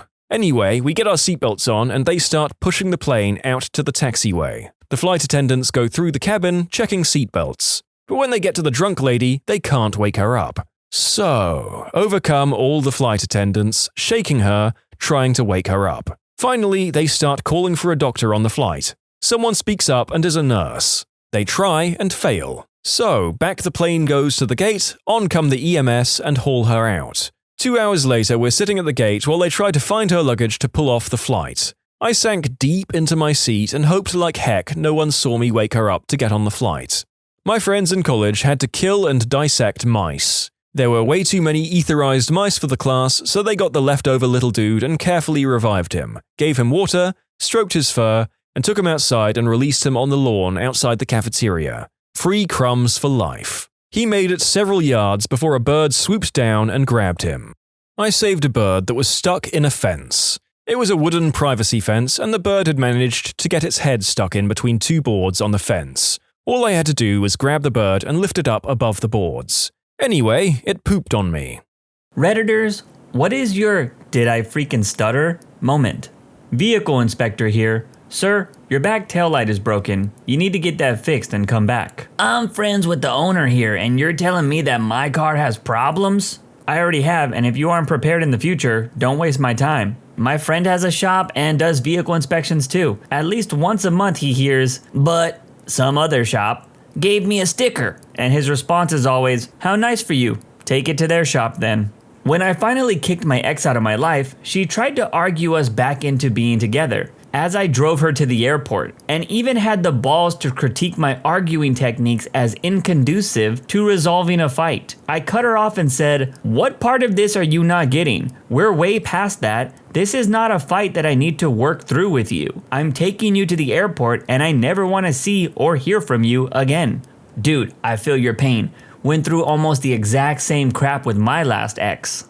My ex openly admitted to getting me mad on purpose because she found enjoyment in it. Screw all crazy exes. Found out my supposed best friend, who I was letting live on my couch, was sleeping with my girlfriend who was also living with me. I work in IT, so I work crazy long hours, but we had a massive power outage one day and my boss said to go home for the day. So I left 5 hours early. Caught them both red-handed. Kicked them both out at once, which was ideal because I got 2 birds with 1 stone. They both apologized profusely and asked me, even though they made a mistake, why would I kick them out on the streets in an area where they can't afford to live? Silicon Valley. I laughed my butt off and said, I guess that's something you two should have figured out during pillow talk, huh? And I slammed the door as hard as I could right in their faces. Needless to say, it wrecked me for a while because I loved that girl. But looking back on it, I think it's the only moment in my life where I proudly have stood up for my morals and values and not taken any crap or continued letting people walk all over me. And that crap is priceless. God damn, dude. Props to you for being such a savage and an overall Chad. Hope everything worked out. My mom came to my new place, and out of reflex, she called me a lady of the night like she did when I was living with her as a teenager. I told her to get out. There was this amazing moment when she was completely disoriented by my reaction. It didn't compute, so I had to tell her again. It's time for you to go, please leave. It was one of the most important moments in my life. I'm amazed you were nice enough to let her show up in the first place for treating you that badly. Good on you for immediately sending her out. Thanks, she was there because I want to stay on good terms with my dad. He is the reason I'm anywhere near her. Sending her out was very empowering and very sad. It was amazing to finally have the power to stand up to her, but really sad that this is what I have to put up with from my own mother. Ever since then, she has made an effort not to insult me in front of my face. So there's been some progress. Horrible situation. My mom was an alcoholic who was paying for all of her boyfriend's nursing home expenses and then paid all of his family's expenses like car payments, big purchases like appliances, or home remodel payments. My mom's addiction caused her health to plummet. She needs to be in nursing care. Her BF dies and his family never contacts her unless it's to complain about the money they need. I take over her finances and cut off all of those freaking sugar mama payments. If they had stayed in regular contact or regularly visited her, sure, I would have considered it. But no, they just wanted her to cover their payments. I cut off the entire family. My mother had a lot of money. One of the jerk's BF's sister calls to tell me that they're going to report me to Adult Protective Services. I say, go ahead. I have nothing to hide and you guys are the jerks. They were flabbergasted that I said, did I freaking stutter? They tried to report me, but all that happened was Adult Protective Services reached out to see if I needed any help transitioning my mom to the nursing care. They stopped talking to my mom after that. She died never hearing from them again. I was the one holding her hand during the last few days of her life. They didn't come to her funeral or to the memorial her students held for her after that. If I'm being honest, I think this OP was pretty soft on these people. Maybe this was their first time having to talk to horrible people, because I would have tombstoned these people to hell. When I quit my last job due to a promotion, I let my current boss know that I accepted the promotion and gave him 3 weeks notice, and that my last job was going to be March 31st. He proceeded to tell me that he would discuss a time when he would allow me to leave, and I wasn't allowed to leave until he said so. I very firmly repeated myself that March 31st would be my last day, and that was non-negotiable. He was the worst person I had ever worked with in my entire career. Slavery is illegal, yes? I called HR and they confirmed that he had no control to make me stay longer, and that I was free to move to my new position. On top of that, they said I was generous for giving 3 weeks notice instead of 2. They coached me on what I should do if the situation continued to persist, and offered backup to talk to him if it kept happening. He was talked to by HR. I was terrorized for the last 3 weeks I was there, as he tried to get me to quit so I couldn't move to that promotion. I contacted HR again, and chose not to hand over the 6+ months of records I wrote down of his inappropriate behavior at the time, because I was leaving that position and it could affect my new promotion. I chose to only submit my documentation to support the person after me if they also had trouble, to support firing him. I also had to go to the doctor due to the stress and anxiety levels. I was given prescription medication for migraines so I could make it through the last 3 weeks. I didn't have a single migraine after I left that job. No promotion would have kept me from burning down a terrible boss. Sometimes people just need to be knocked down a peg. Had a door-to-door salesman ring the doorbell. I was nice, opened the door, and stepped outside onto the step. Dogs were going bananas. I let him tell me everything he was selling and then politely told him that I wasn't interested. Went to open the screen door to go back in and he puts his arm out to stop it from opening. I have a resting jerk face normally, so I guess the look on my face was enough, but I was instantly livid with him. Had a dude try this while selling bullcrap books and reached out towards my kid, pointing, not grabbing, and says that I should be concerned for his education. This was after my 3rd refusal. It then turned into me saying, "Get off my freaking porch," and picking up a stick. I was enraged.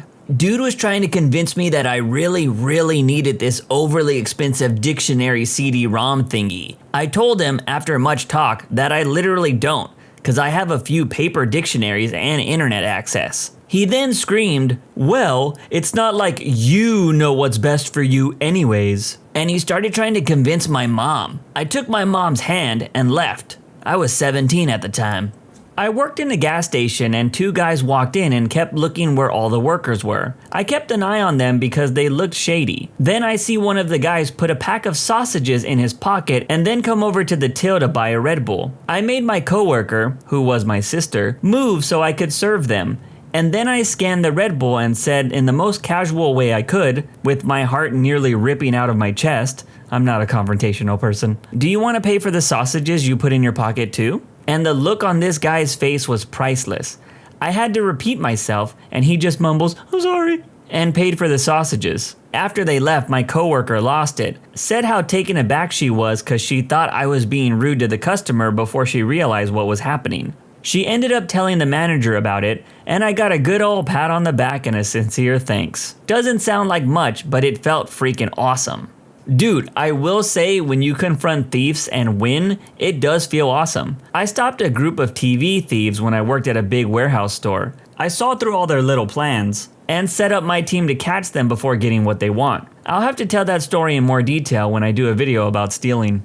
My ex continued to text me like normal every day for 2 weeks after we broke up, something she initiated. Eventually, I ended up telling her, look, you don't want to date, you don't want to be friends, I'm not going to keep making small talk to make you feel better. A week later, she still texted me to wish me a happy birthday. The breakup, according to her, was because I couldn't read the room. This reminds me, my ex broke up with me because I spent Father's Day with my dad. Yes, really, she wanted to hang out at the beach and was mad that I spent the day with my old man. She then proceeded to have a new BF 4 days later, and always tried to rub it in my face whenever we were in the same room. I got sick of it and just stopped talking to her. Fast forward a few years, she finds out my sister took her own life. Well, said ex then proceeds to make my sister's situation about herself and use it to shoehorn her way back into my life. When I realized that, I just stopped talking to her again, and anytime she talked to me, I would just outwardly be cold. Checking into campus housing, when I gave them my last name, fairly uncommon, and the girl says, "Do you mean insert name that rhymes with mine?" It's like, what the freak, are you seriously suggesting I don't know my own name? This is always my experience. Person, misspells my name. Me, actually, it's spelled like this, spells name. Person, no, I'm pretty sure there was an R in it. Me, just with a blank stare.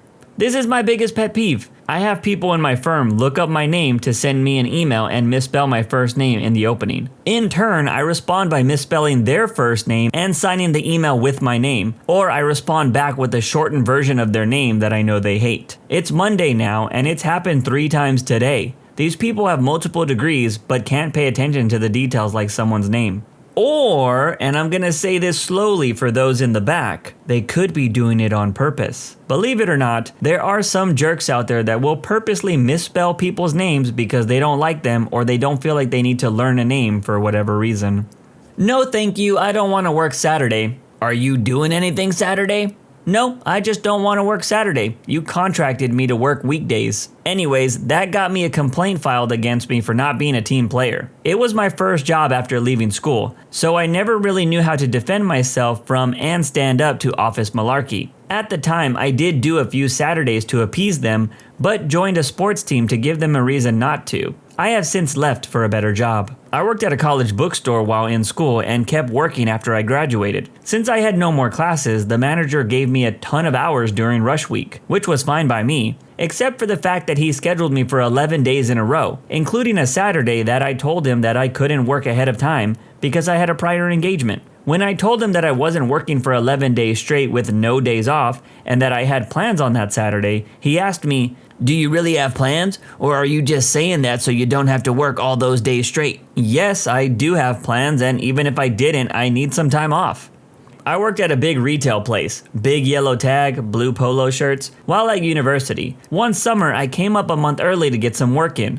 I was a part-timer, but they were short-staffed, so they gave me 40 hours every week. I had previously told them that once school starts, I need to cut down to around 10 hours and only weekends. My first week of school, they scheduled me for 40 hours. I reminded my boss that I couldn't do that, and he said he would fix the schedule on my next shift. My next shift, he gave me a schedule for 30 hours.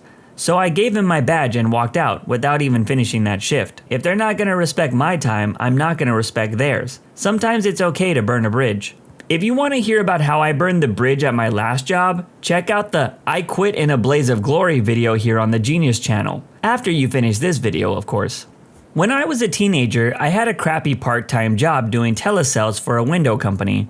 The boss, Stuart, was an absolute jerk. He was always rude and unpleasant to anyone, and nothing was ever good enough for him. We were meant to work from 5 p.m. to 8 p.m., but he would keep us up for another hour afterwards each night, with no overtime pay. One night I was babysitting after work, so I told him that I absolutely must leave on time. He said, "All right, Slightly before 8 p.m., a girl came for a job interview and they went into a private room. 8 p.m. came and went and Stuart did not come out. Eventually, around 8:30 p.m., I popped my head into the interview room door and said, "Stuart, you said I could leave at 8 p.m. It's now 8:30. I need to go." He said, "Fine, leave." The next day I went into work, Stuart immediately fired me for embarrassing him in front of a potential employee. A few days later, a friend, Mike, from the telesales place called me and said that Stuart had been fired. He, Mike, had been made boss, and that I could have my job back if I wanted it. I went back to work and there was Stuart shamefacedly sitting with the other telesales operators. Apparently he had begged for and was given a job in telesales as an operator after being fired as the boss. He was so embarrassed that he couldn't meet our eyes. Needless to say, he remained friendless the entire time he worked there. Hell yeah, screw bosses like Stuart. I had an awesome female boss when I worked at a call center, but she quickly got a better job elsewhere and was replaced by what I assumed was a 40-year-old frat boy. Dude sucks so bad that I quit on him, and to this day it's the only place that I ever quit without putting in my 2 weeks. Also, icing on the cake, a few years later I saw him working at a warehouse store that I used to work at. Guess he wasn't good enough to be manager. I work at a job where I work a week on and a week off. After my week of work, I legit had wedding stuff to do, but we were in a tough spot last month, so I worked 3 extra days, just to help out. I told them after that I'm busy. Well, 2 days later, I get a call from my boss. Boss, hey, I need you to work tonight, alright? Me, I can't, I'm busy the rest of the week. Excuse me? I said I can't, I'm busy the rest of the week. Busy with what, huh? Drinking and partying? What? Who said anything about drinking and partying? My boss legit couldn't wrap his head around the fact that we have lives outside of this job. He legit threatened to not give me my time off that I requested over this. Basically called me a sack of crap for not pitching in. I just worked 3 days overtime, so 10 days in total. I called him out on literally everything he said and he backtracked on it and even apologized. Then says, "You realize I can write you up over this, right?" I said, "Write me up for what? Being busy on my week off? Yeah, that would be dumb." My boss, "Yeah, it would." Get out of here with that crap. What's funny is since that conversation, the word has gotten around about our conversation and apparently he told everyone that he caught me in a big lie about being busy when I wasn't. And that he put me in my place and gave me a stern talking to because I disrespected him. He never caught me in any lie because there was no lie to tell. I also never disrespected him. I made it a point to stay calm as freak during that whole conversation, and to talk to him with respect. I feel like he just wanted to look like a macho boss, but he's going around making it look like he caught me in some big lie that isn't true. I mean, he even apologized. What's sad though is I told him that it sucks to put 5 years here and he basically told me I'm worthless just because I couldn't work one night. That's not what I'm saying. Yeah, that's what you're saying. Otherwise, you wouldn't be saying I'm sorry and how can I make it right? By treating me with some decency? How about that? It's crazy to me that it's hard for my boss to believe that after a week of work straight, we might have some crap going on in our own life. It's like in his head, everything is about this job. Sorry, man, but some people have lives outside of work too. We dropped our dog off at the groomer for her usual trim. When I returned 3 hours later, the receptionist returned with a dog that, while adorable, was definitely not our dog. Not the same breed or even the same size. I chuckled and said, "That's definitely not my dog." To which the receptionist thought the appropriate reply was, "Yes, that's Miley. That was her name, but not the same dog. I think I know what my own dog looks like, miss." Well, that's her. If you don't like the cut, you can discuss it with the groomer. That dismissive comment immediately made me lose my patience. Hey, get out from behind that desk and take this dog. We will go back there together and I will show you which dog is mine. I am not going to waste another breath arguing with you. Let's go. I found our Miley. It was the dog that was excited instead of confused when they saw me. I ended up getting that grooming for free. I was a CSR for a popular pizza chain and was handed a phone with an angry customer on the other line. They were complaining about having their pizza messed up, and I asked them what they ordered. Over the next few minutes, their story kept on changing. At first it was the sauce, and then it was the toppings, and then they were missing a side. I called them out on it, and I told him to go scam some other restaurant. Needless to say, he got only one F-bomb in before I hung up on him. My one rule of thumb is to never disrespect the people that handle your food, because you just might end up with some extra ingredients if you piss them off.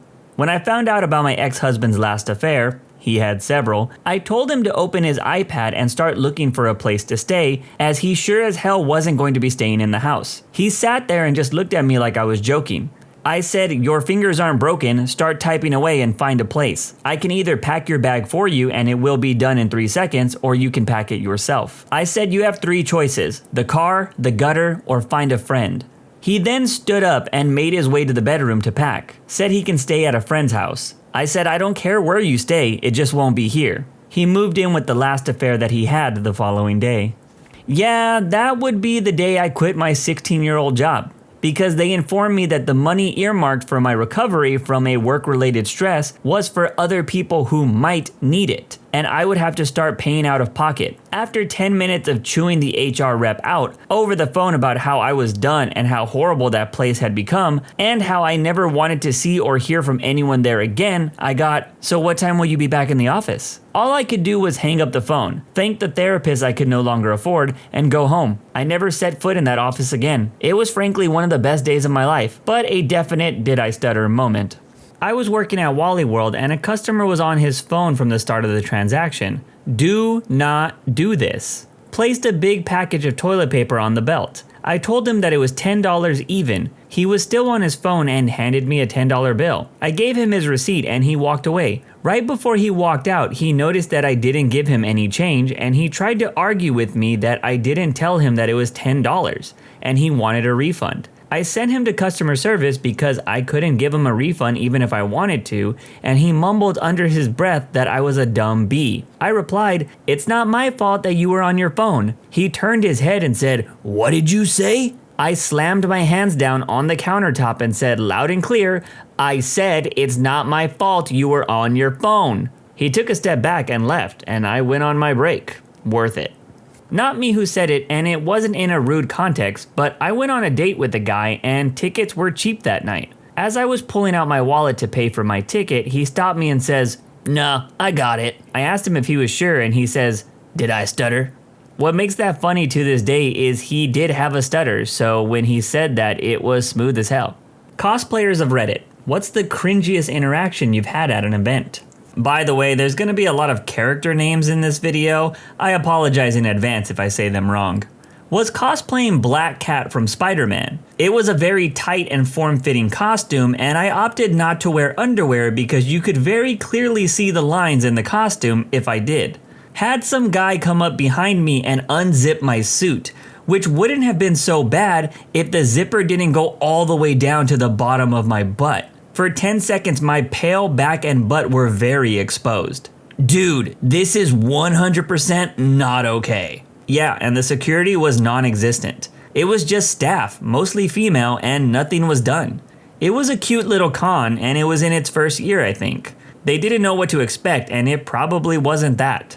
Unless you're going to a major convention, I'd expect security and staff to be pretty bad. I would assume most of the budget would go to securing talent for the cons, so the rest is a free-for-all. But screw the guy that did this to this cosplayer. I witnessed a sussy bear cosplay that is associated with kidnapping children throw a little girl over his shoulder and run off. Little girl was fine, but later told me and the group that we had been dancing with she didn't know the guy, so that's pretty sus. It was probably some idiot being in character for laughs. That said, he's lucky he didn't get killed. Jesus, dude, you're going to pretend to kidnap a child? Yeah, this type of behavior at cons is all too common and needs to stop. I think it's gotten better over the years, at least I hope it has, but being in character half the time feels like an excuse for people to be creepy or jerks. Looking at you, weird Deadpools. So I went to my first con a few years ago. I wasn't brave enough to dress up, so I wanted to take pics instead. I saw a really amazing Doctor Who cosplay, so I asked him for a hug and a pic. He was really enthusiastic about it, and we had a pic ready to go until I heard a gruff, "Hurry up, other people want a hug too." This large middle-aged lady in a tight tank top was giving us this glare. Legit, the cosplayer went from happy to miserable as soon as we took the pic. Like, holy cow, these cosplayers aren't props, they're people. Don't demand physical contact, you have to ask. He definitely didn't give up a hug for her. On the bright side, this year I will be doing a dress-up cosplay, and I hope that it'll be fine. I dressed up as the 11th Doctor at San Diego Comic-Con one year, and I saw a vendor wearing a fez, and so I said, "Nice fez," in passing. But I thought he didn't hear me, so I just walked by him. But then I heard a sonic screwdriver noise from behind me, and it was the guy with the fez, and I used my sonic to signal back. It was pretty awesome. This was kinda cringy and hilarious. So at my first con, I was dressed as Silk Spectre 2, comic book version. I was still using my cane because I was only a year out from my accident. This guy decides that obviously I'm his one true love or something, and I'm not able to hustle away fast enough to escape easily. I lose him a few times, but he keeps popping up and hitting on me, and making comments about how I should have been Silk Spectre 1. This is at least 2 or 3 hours of this Romeo following me around. Well, somehow I managed to lose him, and I end up asking this beefy old dude if he minds that I take the preoccupied chair at his table, since my hips and legs are acting up. Half an hour later, we are chatting and having a good old time when my Romeo shows up. Romeo looks at me, Romeo looks at beefy old guy looks at me, and I guess I must have looked scared or creeped out or something, because the beefy old guy stands up and leans real close to Romeo's face and says, "Can I help you with something?" Romeo screws off. I eventually get up and walk away when the table gets busy. Then I glance at the banner above the table as I walk away. Beefy old guy was Lou Ferrigno. Dude, I absolutely love con stories like this. I remember another time when I was at San Diego Comic-Con, I was just looking at some random DC figures that were supposed to come out later that year. To my surprise, some dude stands right next to me looking at the same figures. So I kind of catch him out of the corner of my eye, and when I turn to look at him, it's one of the goats of comic book writing, Jeff Johns. My stupid face asks, "Are you Jeff Johns?"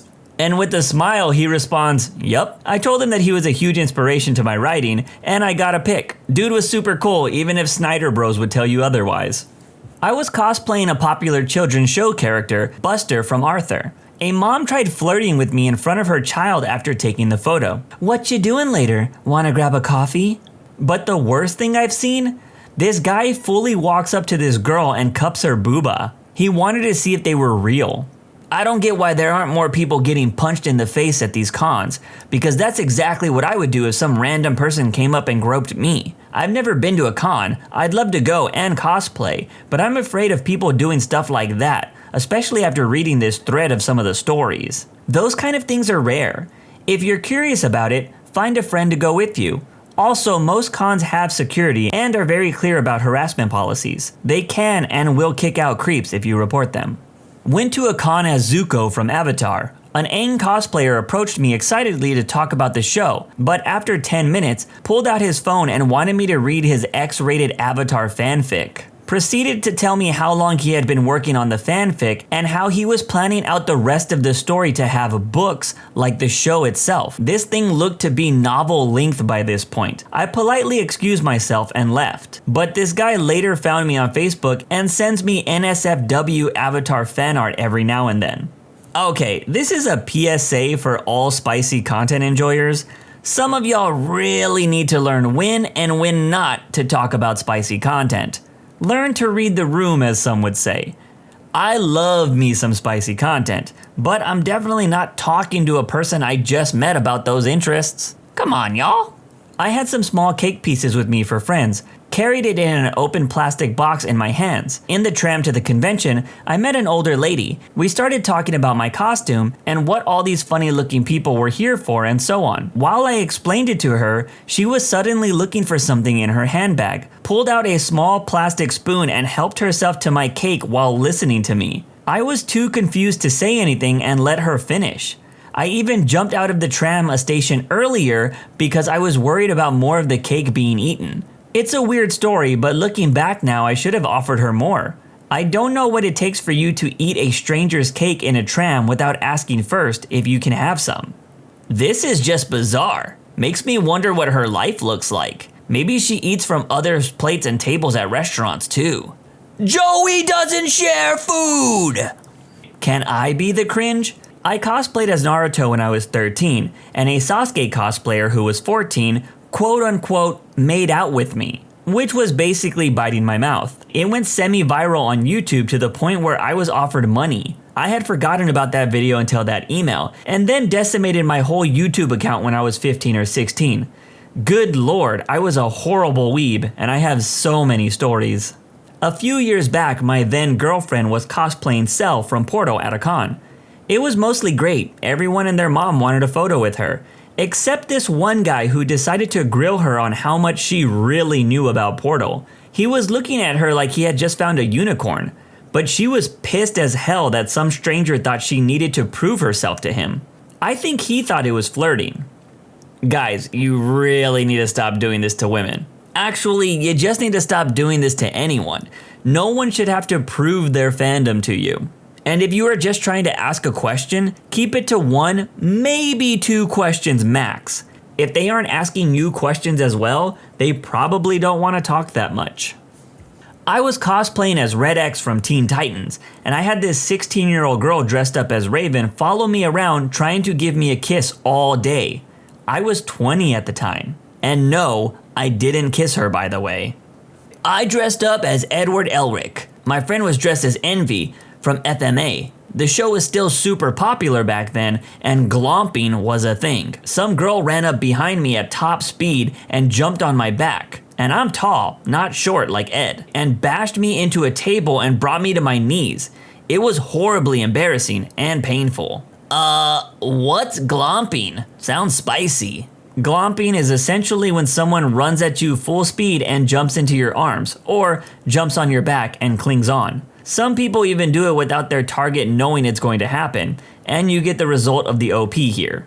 It's usually posted around in generic rules listing at big conventions, no glomping, along with cosplay is not consent. There's this YouTuber with millions of followers that got famous for this said glomping. Or at least that's what it seems like. I personally can't stand this creator because I feel like this type of content enables other people to do it at cons. For all I know, they could be a cool person, but they do come off as extremely annoying in those videos. Also, if someone dove at me at full speed, you're getting a Kenny Omega knee to the face. More funny than cringy, but my husband doesn't really attend cons anymore because he feels he's too old for them. Before he stopped going, we attended Anime Central in 2002 in Chicago. We passed by a group of Harry Potter cosplayers wearing striped scarves, and my husband turned to me and said, "It's good to know the kids still like Doctor Who."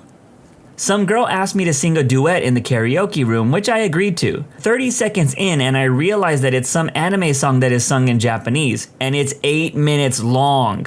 It was the longest and most cringiest 8 minutes of my life while butchering the Japanese language in front of an audience. Not really cosplay, but at the midnight showing of the last Harry Potter movie, I was dressed in a Slytherin t-shirt with my house scarf. I was standing with some friends and some girl came up to me and said that I was everything that was wrong with this world. I asked what she was talking about and she yelled, "Anyone who truly likes Slytherin is a bane on humanity." I just stared as her friends took her away. At Anime Matsuri last month, I was cross-playing as Prompto, with my friend as Noctis, a much younger Noctis cosplayer. They looked to be around 13 or 14, whereas we were in our mid-20s, came up to us and said that their Prompto really wanted to meet us. We followed this fellow cosplayer over to their group of friends, introduced ourselves to the other Prompto, and took some selfies and had some laughs.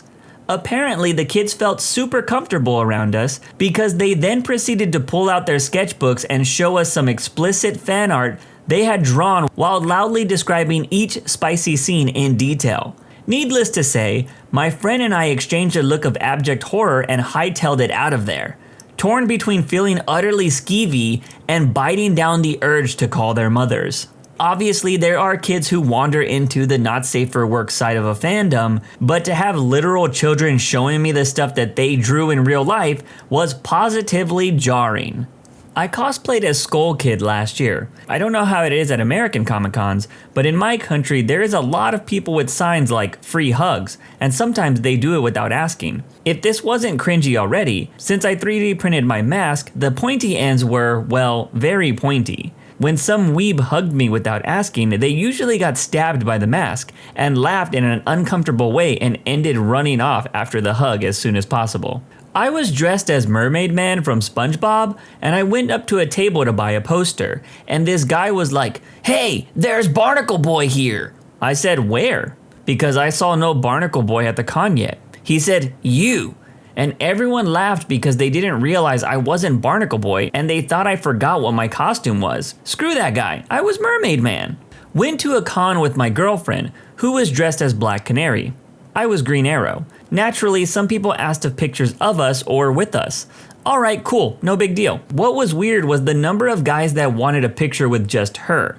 One guy even came up, asked if he could take a picture with us, and after we agreed, he handed me the camera. Oh, okay, I see what's happening here.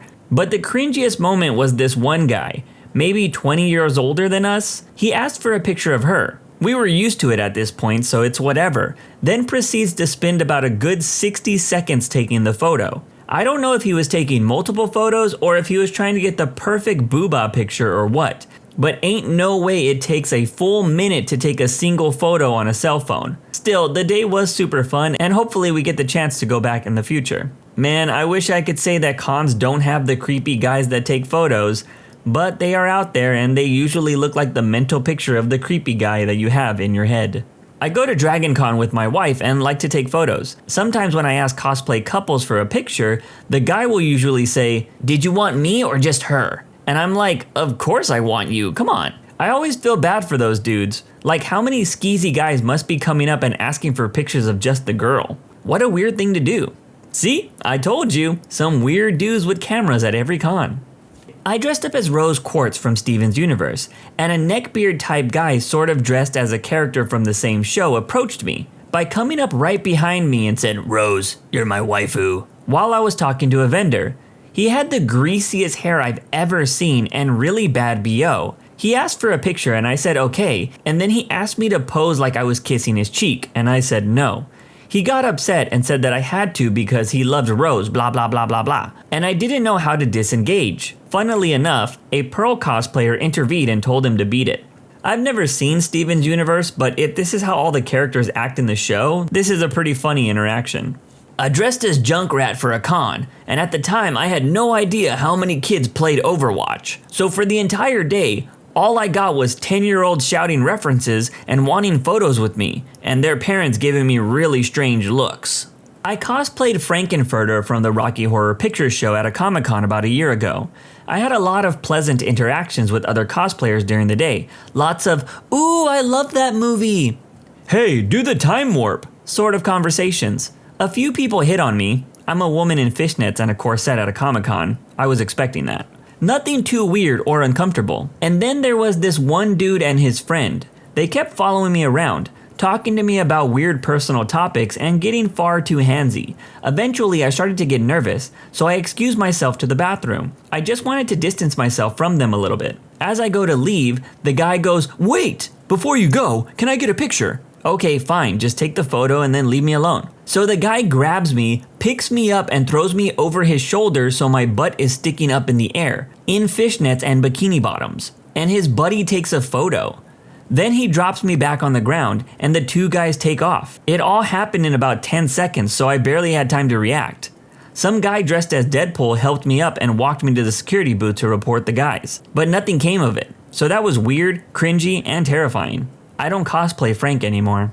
Dude, I hate this and screw those guys.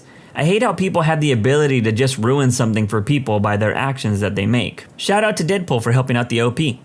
Oh man, myself and a few friends occasionally go to cons just to hang out, drink, and buy some merch. But I'll never forget a local con in the early fall of 2008. We usually never go in cosplay, but Guru Login was still in a fever pitch of popularity at the time, and one of my friends was really big on it, and went dressed as Kamina while the rest of us went in regular clothes. It's worth noting that said particular friend is a decent looking 6'4" fellow and was training for a marathon at the time, so he pulled off a pretty damn Kamina.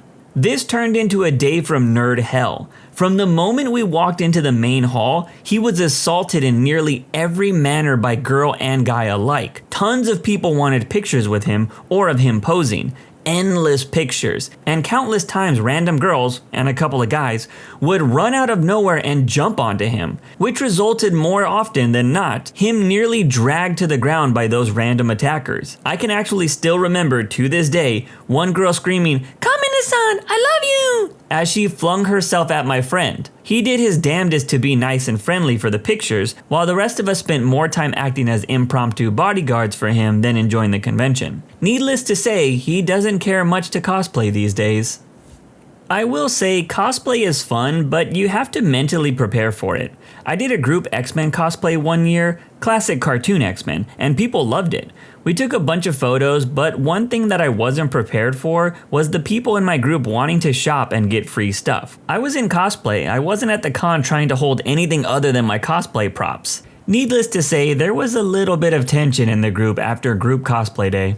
The only time I ever cosplayed, I cosplayed as one of the Love Live characters' school uniforms. Blazer, white dress shirt, really short skirt. Literally 5 minutes after showing up to the convention, I turned around on the escalator and caught the dude behind me trying to look up my skirt.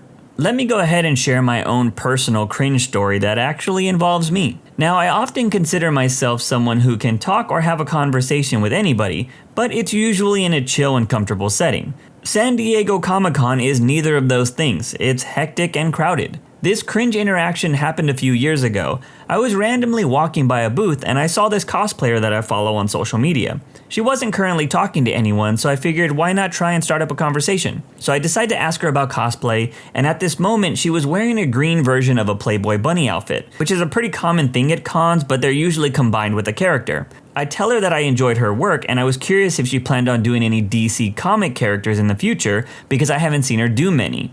It's at this moment that I want to say she responded with a kind of sarcastic maybe, but that's when some dude wanted a picture with her, so I just said bye and left. I personally felt like the convo was a bit awkward, probably because during the whole conversation I was telling myself not to be the guy that overstays their welcome, which you see a lot at cons. So I just tried to make a quick conversation, which was bad. Anyways, I end up getting on social media later in the day and I see that she posted a photo of herself at the con.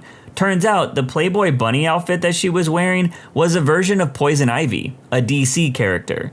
She even had a small little plant-like prop with her to show that she was Poison Ivy. I just completely face-palmed when I realized what I had asked her earlier in the day, and it made sense why her response felt kinda sarcastic. Definitely not my brightest moment. That's it for this video. When you subscribe, make sure to hit the bell to turn on notifications. Put the playlist on in the background to finish listening to all the stories. Link at the top of the description. And if you like Am I the Genius, give Am I the Jerk a shot. It's linked in the description too. Either way, thanks a lot for watching and we'll see you guys next time.